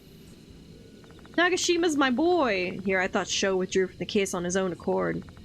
I didn't know what exactly Mashita told him, and I didn't want to ask. Best to just leave that stone unturned. Oh, Mashitas are strict dad. I am the lenient dad. I don't know how long that brat be able to endure it. It's time for the adults to put an end to this thing. Alright, daddy. Wee! Oh, hey, buddy! Is that Kakuta? Hey, Kakuta! Why are you here? This is the end. What end? I didn't do him a favor. I shouldn't have gotten involved. Fox tip. He's mumbling something to himself. His voice is hoarse, as if his words were caught in the back of his throat. The hell happened, Kakuta? Mr. Bokushi. I don't want to die. Oh, what's happening? Oh my god! No! Holy shit! Oh my god! Oh my god! His face bulges from within, red lines webbing across his skin as it's pulled apart. His expression contorts in agony as he screams. Mushrooms sprout from within his wounds, rooted somewhere inside his head. More and more mushrooms split his skin to pieces. What is happening in Kakuta's body? Oh, it hurts! Yeah, I bet it does! Oh, he became a mushroom! Touching his face, Kakuta runs away while screaming. His figure disappears into the woods. Could that be Mr. Kokuri's curse? Immediately reminded of the rumors of the delinquent boy whose ears turned into mushrooms. What's happening in Kakuta is even more horrific than the rumors. Oh, for fuck's sake, how'd that brat get cursed? I think we know the answer to that. He's cursed because he's hooligan. What the fuck did he do? I don't know, but... Well, we already asked Eita about that. He got into a fight. Kakuta seems to have an idea why he got cursed. If we do whatever he did, he will be cursed too. Ugh. So we don't eat mushies. I don't know what action provoked Mr. Kokuri's ire, which means we need to be extremely careful in this forest. If I remember correctly, it said like he consumed the mushies. Right? It was like mushroom consumption. Hold on. I'm gonna figure it out.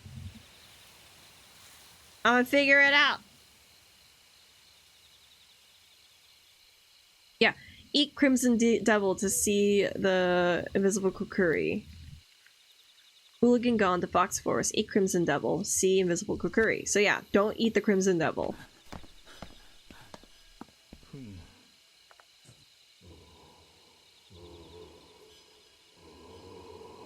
Yeah, I'm good. Here's something. Sounds like human groaning. Is there something in the darkness? Yeah. Hello? Wave my flashlight towards the direction of the groan.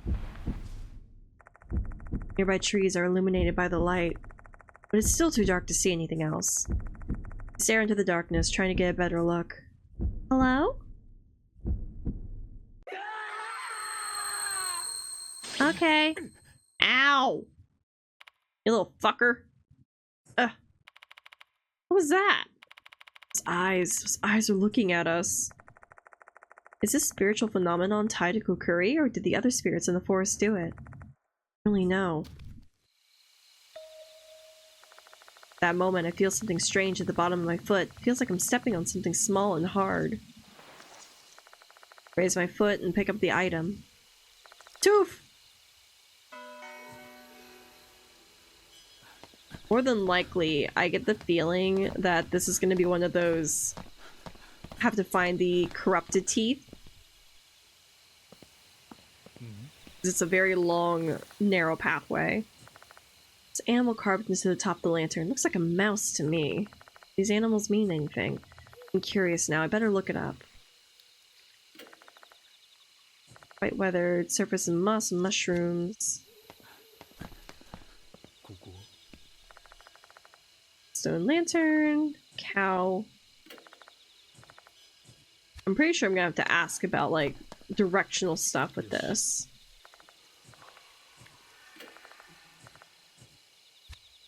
There's a mouse, an ox, a tiger, rabbit. Oh, is it the zodiac? Dragon. It's the zodiac.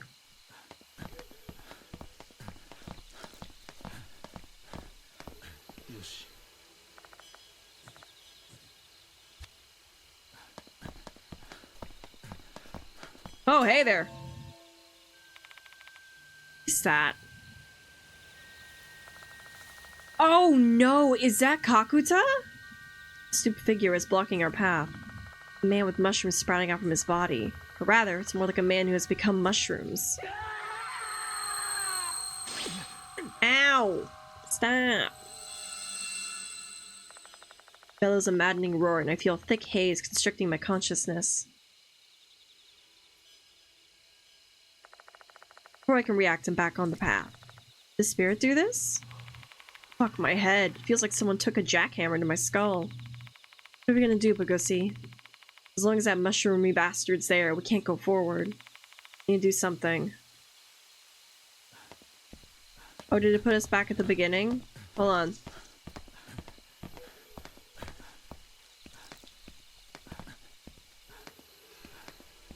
Hear it? Yep, okay.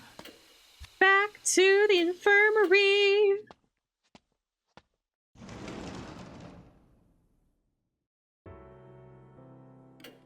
Eita, tell me about the Zodiac. Hello, Bagusi. What do you want me to look up? Nope.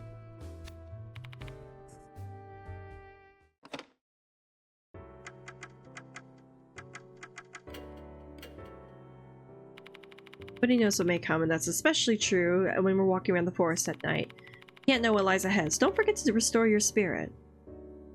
Okay. Well, so much for my attempted investigation of return back. What about, there? This should be empty. Yep. By the way, aren't you friendly with the student, the council kids? Oh yeah, oddly enough. You're really popular with brats, dude, even though you're this unfriendly. Don't get too carried away and try anything stupid. It'll be too late if something happens. Say that out loud. Having Sakamoto project that image onto me is enough as it is. There's no need to stay here. Sheeta, please. God, I only want you.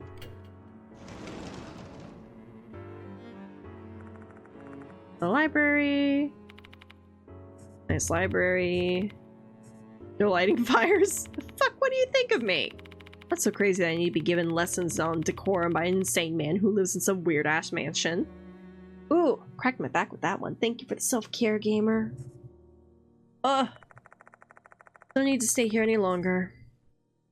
Also, fuck you. Your bachelor pad got nothing on my crack-ass mansion.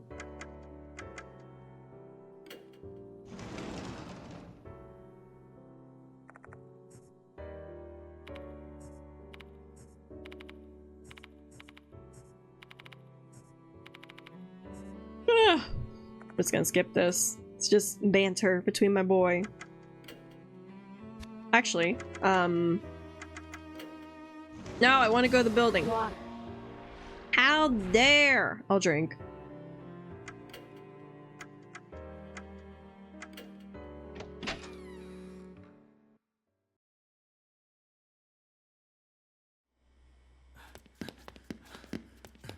Bum bum ba bum bum ba bum bum ba bum ba bum ba bum ba da ba da ba dum bum bum ba bum ba. Go to the corridor. Damn it!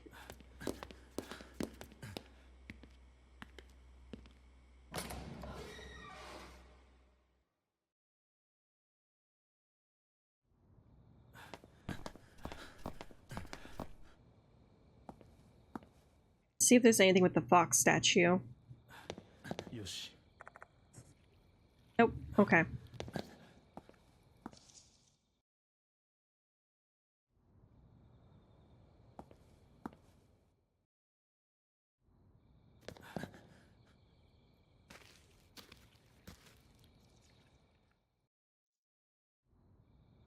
Running noises are something. Oh my god, no, they really fucking are. And the fact that you're mostly audio makes it worse.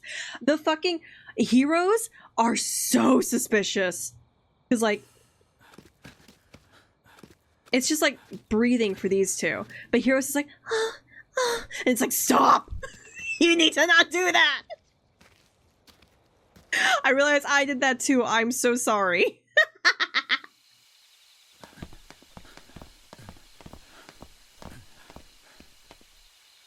これは これは... Alright, maybe I gotta interact with every single shrine. Mouse. ここ Cow. We're here for the sake of demonstration. Absolutely. That is until I finally re-record the script that I'm wanting to reread. Now that I have to get, like, out of my head when it comes to recording, because hot damn. There's no item. Can't use a gun. Awesome mushrooms.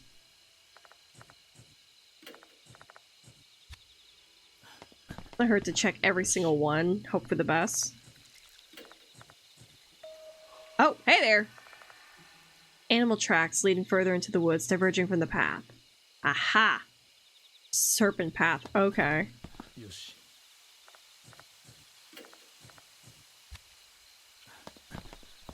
よし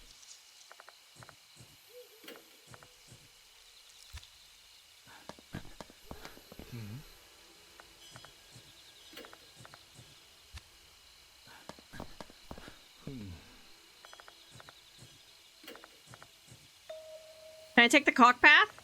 Yeah! Cock path! これは Alright, so let's try the snake path first.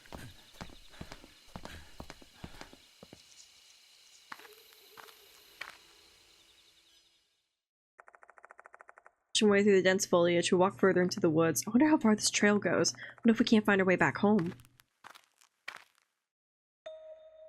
Oof.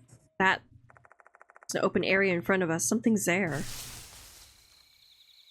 Oh, hi there. What are you? On a different path. I guess this is the back road? Large rock at the end of the path. What on earth is that supposed to be? Rock. Huge stone is blocking the path. A thick shrine rope is wrapped around the stone and it looks like a serpent. Wonder what that means. Should I investigate it more closely? Rope looks like it's protecting this huge rock. There must be something behind it. Should I try touching the rope? Yeah, okay. That'll go well. Take a step closer and touch the rope. Ow. Suddenly, a sharp chill runs down my spine. Is that supposed to be a warning or something? I better stop then.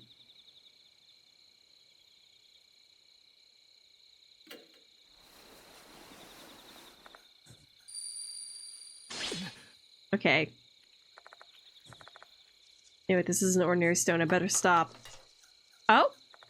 Something rolls down between the gap between the rope and the stone. Is it because I shook it? Tooth! I needed to do that! Sorry, spirits! Alright. Hawk path.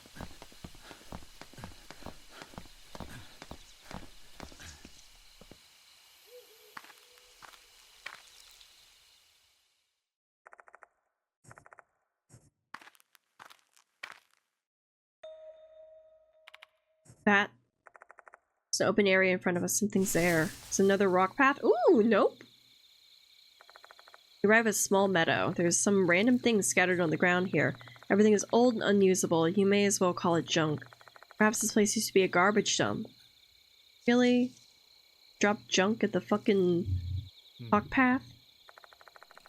Even when I point my flashlight towards the forest, all I can see ahead is darkness. I feel something terrifying might pop out at any moment, but I still can't help but stare into the void. Do the void stare back? Something seems to be moving at the back. Both stare into the darkness. Okay. Is that an animal sound?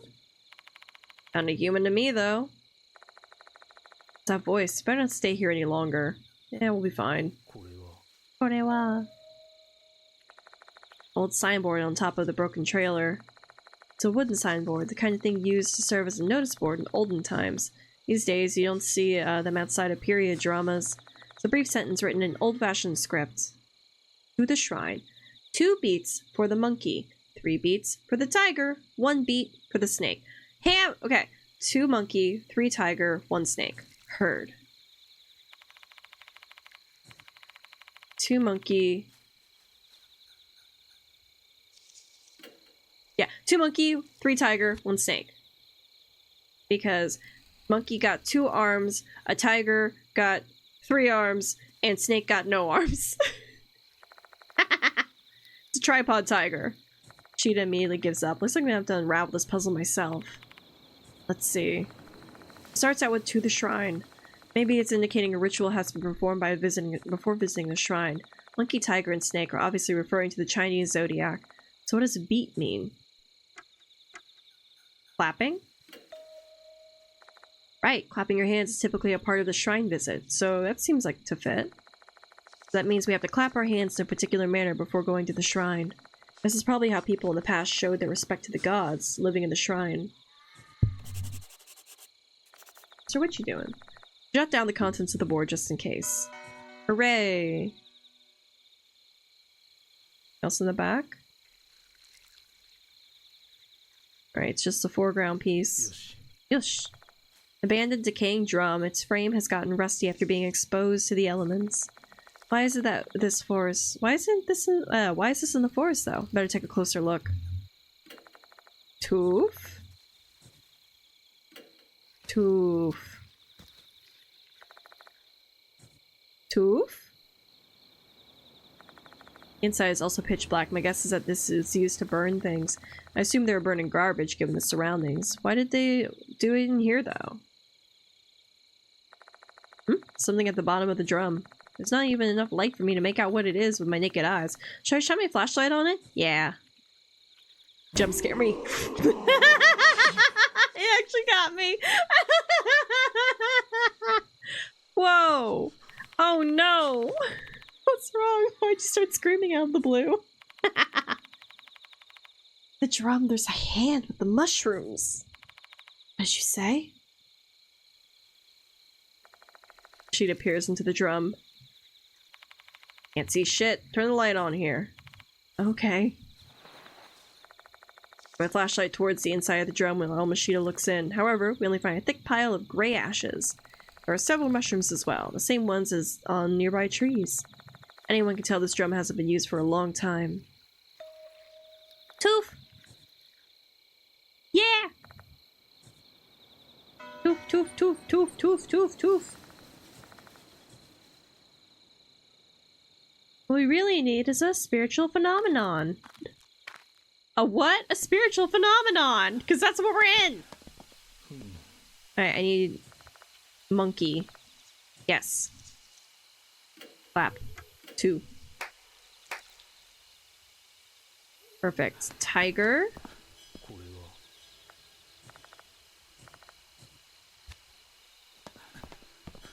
これは No haunts. No!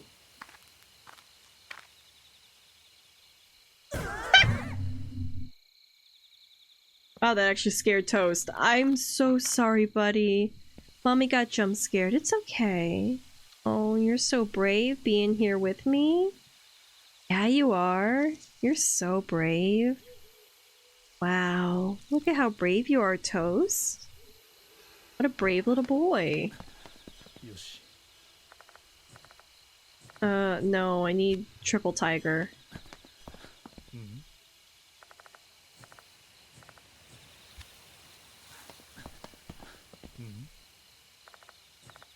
Tiger! 3.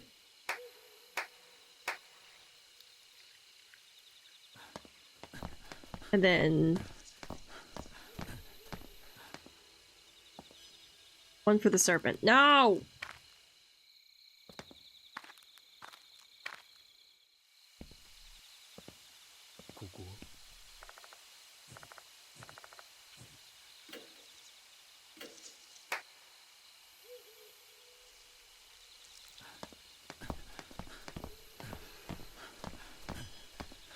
Right, so this either got rid of the mushy guy? No. Right. Character file? No.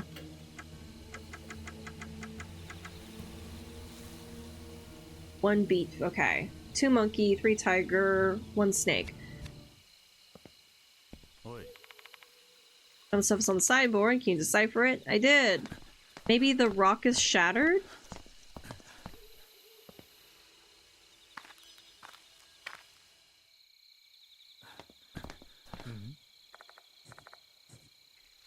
Nope.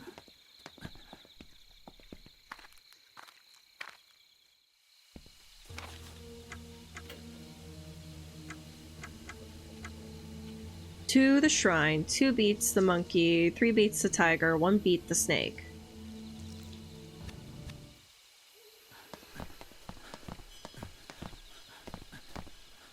Yoshi.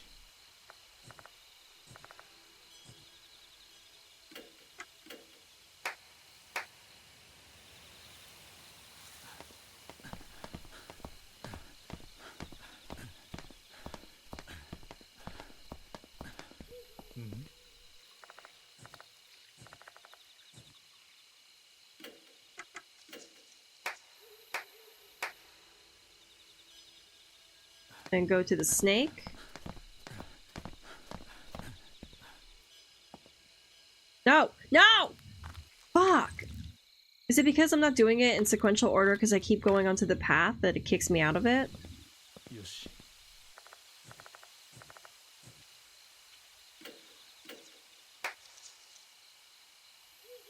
Yeah, I think it's because I'm not doing it in sequential order.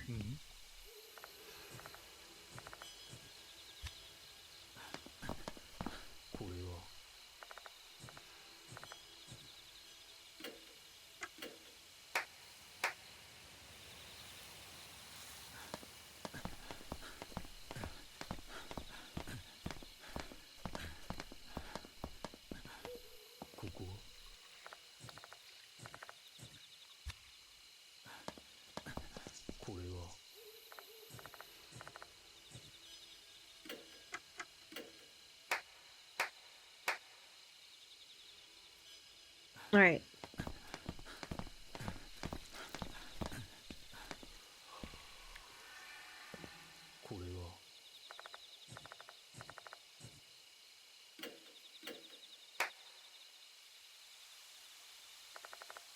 There it is. Okay, it's because I kept leaving.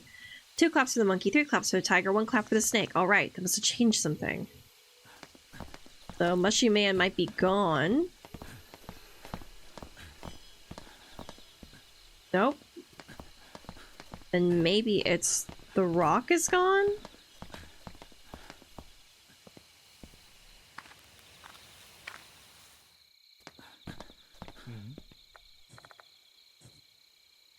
Nope. Not the rock. Maybe it's the cock path?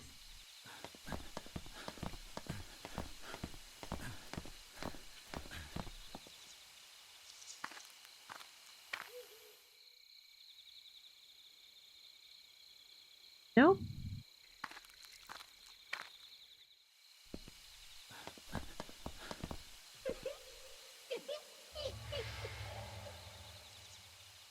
And he puts me back. Up. Hush your man lets out a shout of joy before vanishing. 2 beats for the monkey, 3 beats for the tiger, 1 beat for the snake. Maybe the board's message helped us exorcise the impurity, aka that spirit. Hey, you know, that monster was wearing a Konoehara Academy uniform. Do you think it's Kakuta? Nope, he had blonde hair. This wasn't as big as Kakuta. Or it wasn't as big as Kakuta. Who the fuck was that bastard then? One of the delinquents. Let me think. Arahashi mentioned some delinquents who disappeared in the forest. Maybe he's one of them. Kokuri's deep-seated grudge is swirling all around this forest. One slip up and that figure might be the last thing we ever see. よし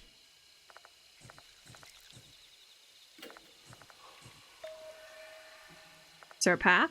Yeah, boar path. これはこれは...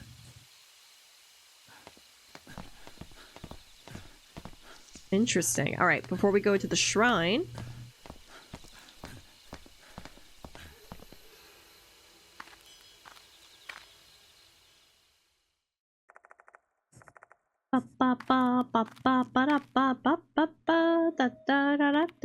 That. There's an open area in front of us. Something's there. Interesting. Barricades. Several logs have been arranged in this meadow. They resemble a fence. An inordinate amount of mushrooms are growing around the logs. This place looks like a mushroom farm to me. Oh, never mind. Careful, but go see, this place is practically screaming ambush to me. Yeah. Stuff with mushrooms growing on it. What's that? Tooth? Something stuck on it. Say a tooth? Take a few steps closer and find the metal grip protruding from the ground. Try to pull it out. Oh, metal. It's actually a shovel. What's it doing here?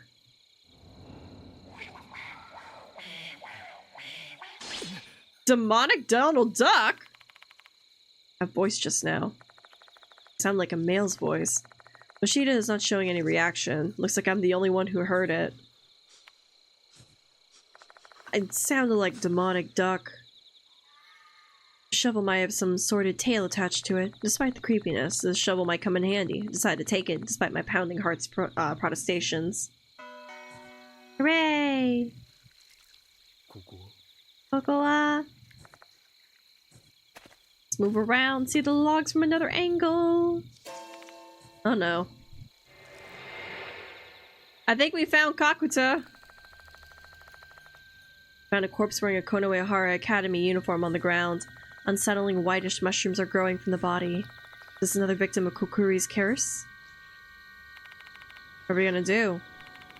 Stay back, I'll inspect the corpse.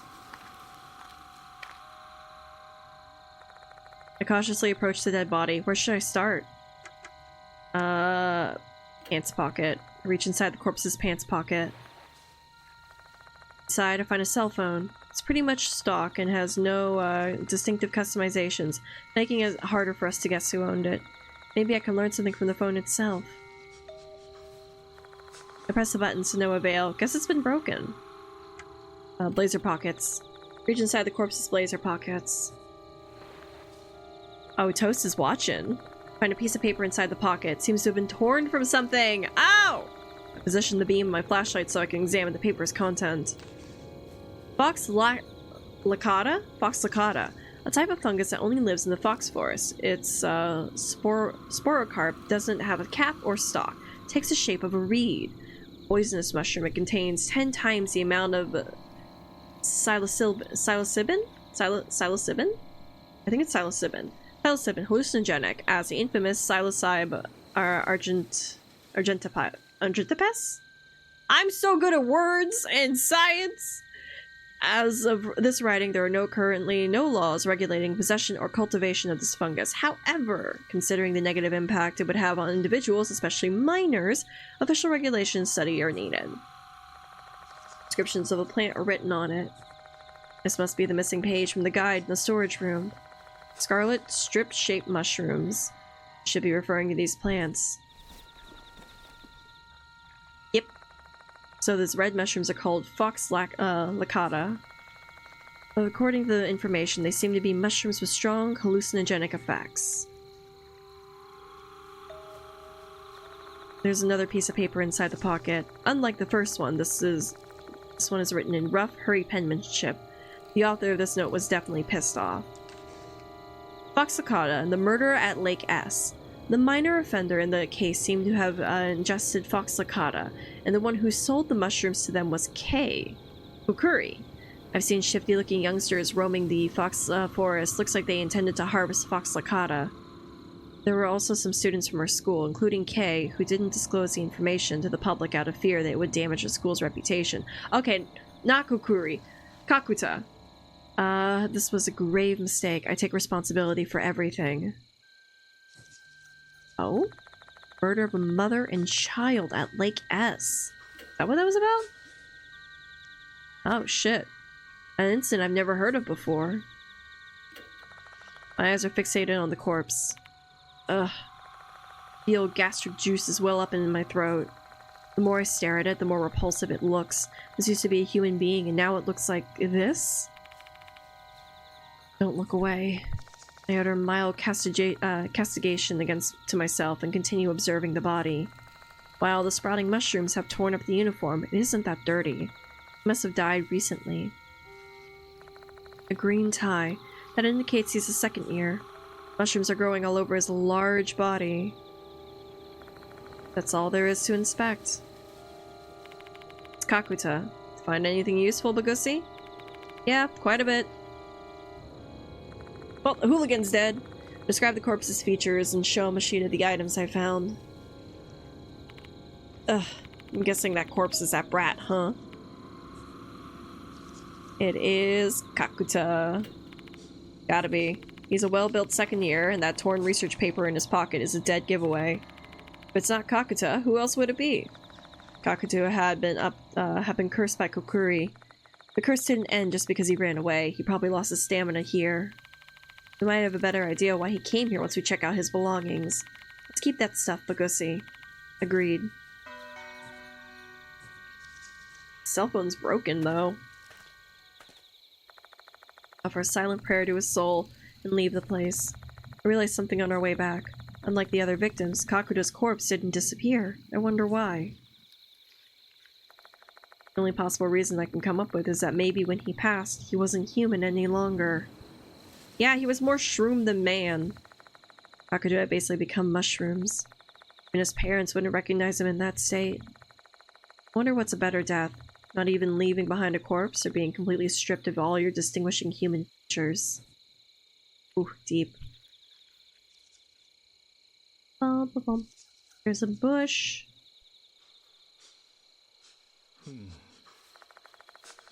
Mushrooms are growing on a lump of moss. There is nothing particularly interesting here, not even red mushrooms that resemble fox licata. Is that it? Okay. Kokoa.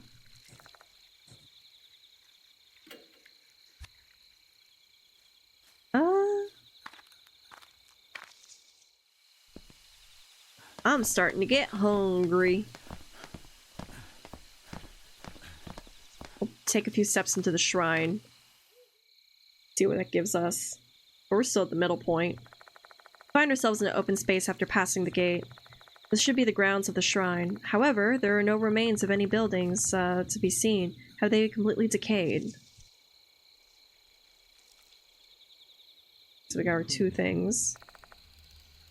An old stone lantern here with mushrooms scattered here and there. At that moment, I spot something glinting on top of the lantern. Toof? Step closer, find a small object. Good catch, you make a good detective, Bagusi. Toof? Toof. Wahoo! Korewa.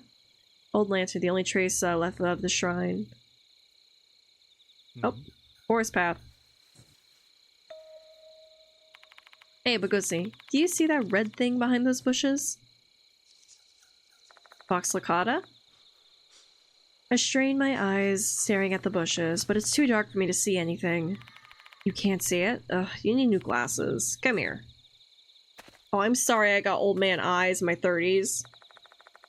Ishida walks towards the bushes. I follow him from behind. My bright flashlight in hand, we cross the spacious open area. If Kokuri was actually in here, we'd be perfect targets. Just thinking about that sends chills down my spine. Look, there it is. Oh! There's a red figure laying in the inner area. Hang on a second. Those are clumps of red plants that are in the shape of a human. Still, this doesn't explain anything about the shrine. Better take a closer look. Mushrooms are growing here in thin red filaments. Looks similar to the red mushrooms inside the petri dish. It's gotta be Fox licata. Don't get it. Why have they clustered in such a strange shape? Like a human? It's because they died there. Small shovel. Take the small shovel from my bag. My gut's telling me something's buried here. That's enough motivation to start thrusting a shovel into the earth.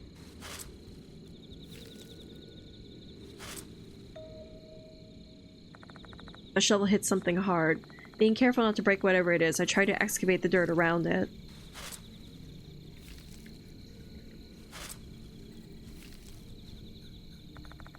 Before long, the object becomes visible. Ah, it's bones! I knew it! They're old human bones.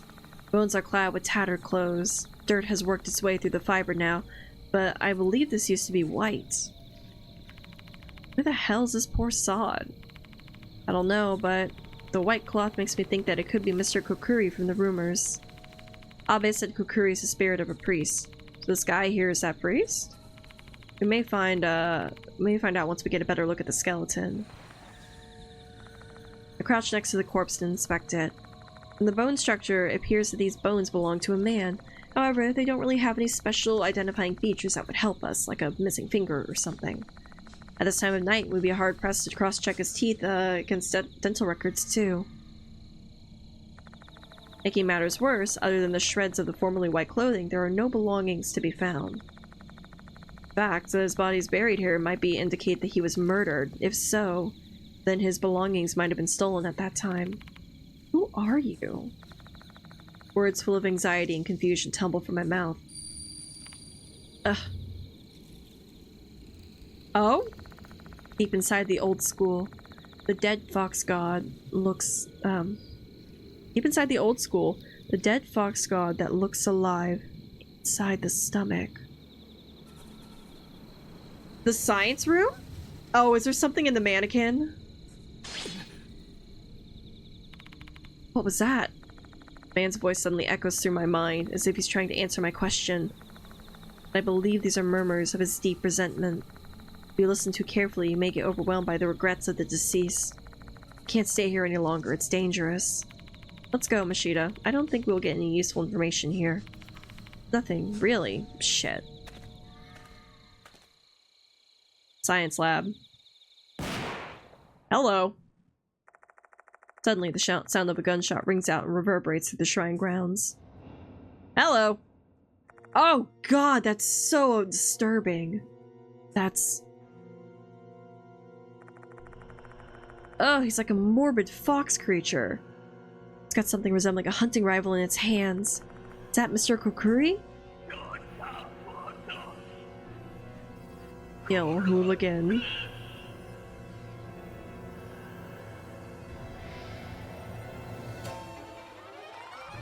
Hooray! Mr. Kokuri disappeared? Hello! Another gunshot rings out and the bullet hits the ground near our feet, spraying us with dirt. This is bad. That thing does real damage and he's trying to shoot us with it. Walk! Hey, Bugusi, don't go out there don't go out there like that. You're wide open. After saying that, Mashita hides behind a nearby tree. I do the same thing and hunker down behind a different tree. The bullet hits somewhere completely off target. The bullet hits a spot near the lantern. This guy's obviously an amateur. I think he's using a hunting rifle, but you can see the grouping of his shots is very loose. Either that gun's old and hasn't been cleaned, or he's just a poor marksman who keeps missing the target. I think as long as we can keep a good distance from him, the bullets won't hit us. True, but we shouldn't be careless. He only needs one lucky shot to kill us. What should we do then? I can't see him anywhere.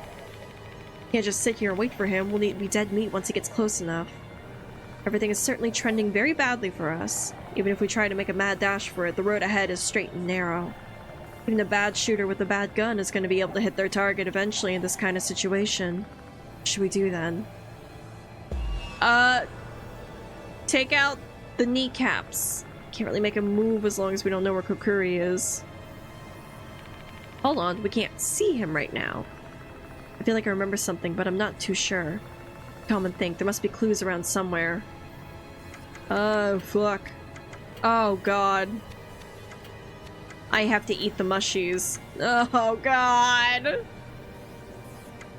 Oh, you're shitting me. これでどうだ。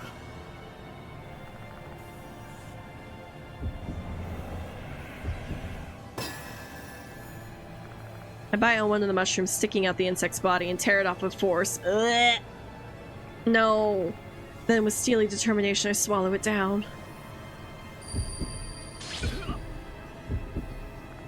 I feel my body getting warm, like I drank a mug of hot water. My heart is beating so fast, my vision starts to blur. This is probably the effect of Fox Licata. Hey, are you alright, Bagusi? No, man, I'm tripping balls! Yeah, I think so. Oh, goody, I can see him now! Once my heartbeat returns to normal, I slowly stabilize. My vision stops going blurry, and I'm no longer in a daze. Then a mysterious figure appears before my eyes. He's there, I can see Kokuri. Looks like this is the right choice. Kokuri hasn't moved an inch. Rest assured, he hasn't come any closer. Wait, you can see Kokuri? Yeah, thanks to the red demon. Eat Crimson Devil to see the invisible Kokuri. The female doll mentioned it before.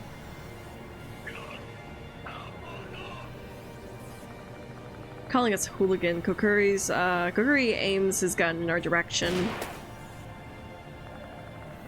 Bullet hits the tree we're hiding behind. Ugh, his accuracy has improved. We're pinned down now. One thing's for certain, we can't escape right now. We need to find some way to fight back. Shoot! With the gun, since Mashita can't see Kokuri, the only one who can fight him is me. There's not much I can do to fight back, but I've got to give him my all. Is that a mantra?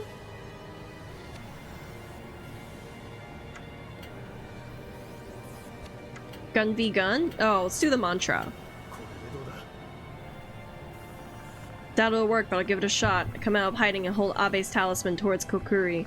Need to recite the chant next. Come on, buddy. Yay! Not too sure about this, but I guess I'll try Kujikiri, the 9 cuts chant. Power, energy, harmony, healing, premonition, empathy, dimension, creation, enlightenment. Nope. Ow! As expected, this did not work. I'm attacked instead. It's like, okay, gun it is.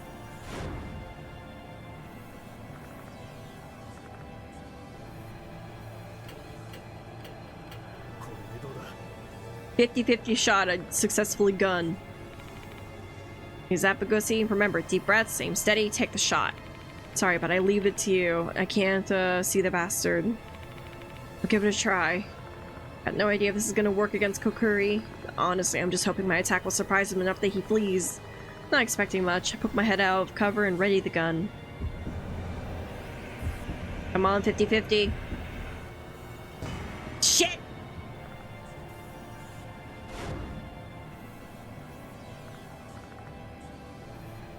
Alright. Gun, 75%.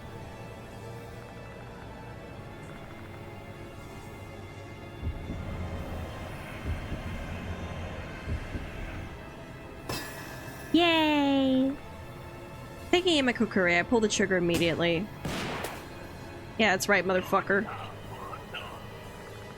Kokuri also shoots his gun at the same time. His shot grazes my leg. Ow!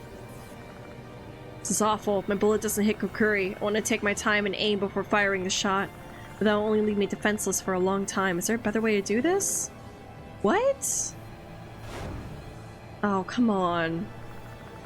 Mashita can't see Kokuri.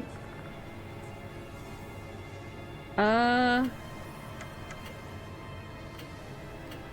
てみるか。了解した。 Need him to help me shoot?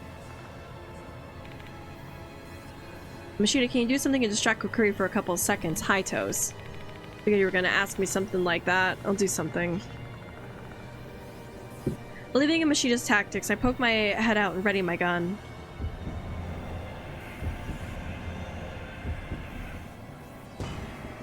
I'm going to die!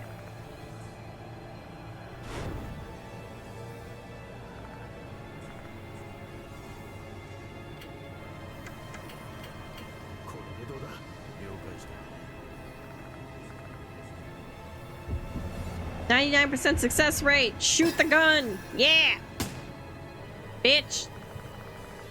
Mashita leaves his cover and shoots into the open space. Kokiri turns towards Mashita. Good job, Mashita. I take aim at Kokiri, who has now stopped moving, breathe deeply, and calmly pull the trigger. That's good. Kokiri lets out an eerie howl. Did you get him, Bagusi? I think I hit him, although I guess it's more like my bullet just passed through his body. Well, he is a spirit after all. If you could defeat him with guns, no one would call me to investigate. They would just call the military. Ow! Well, I'm dead.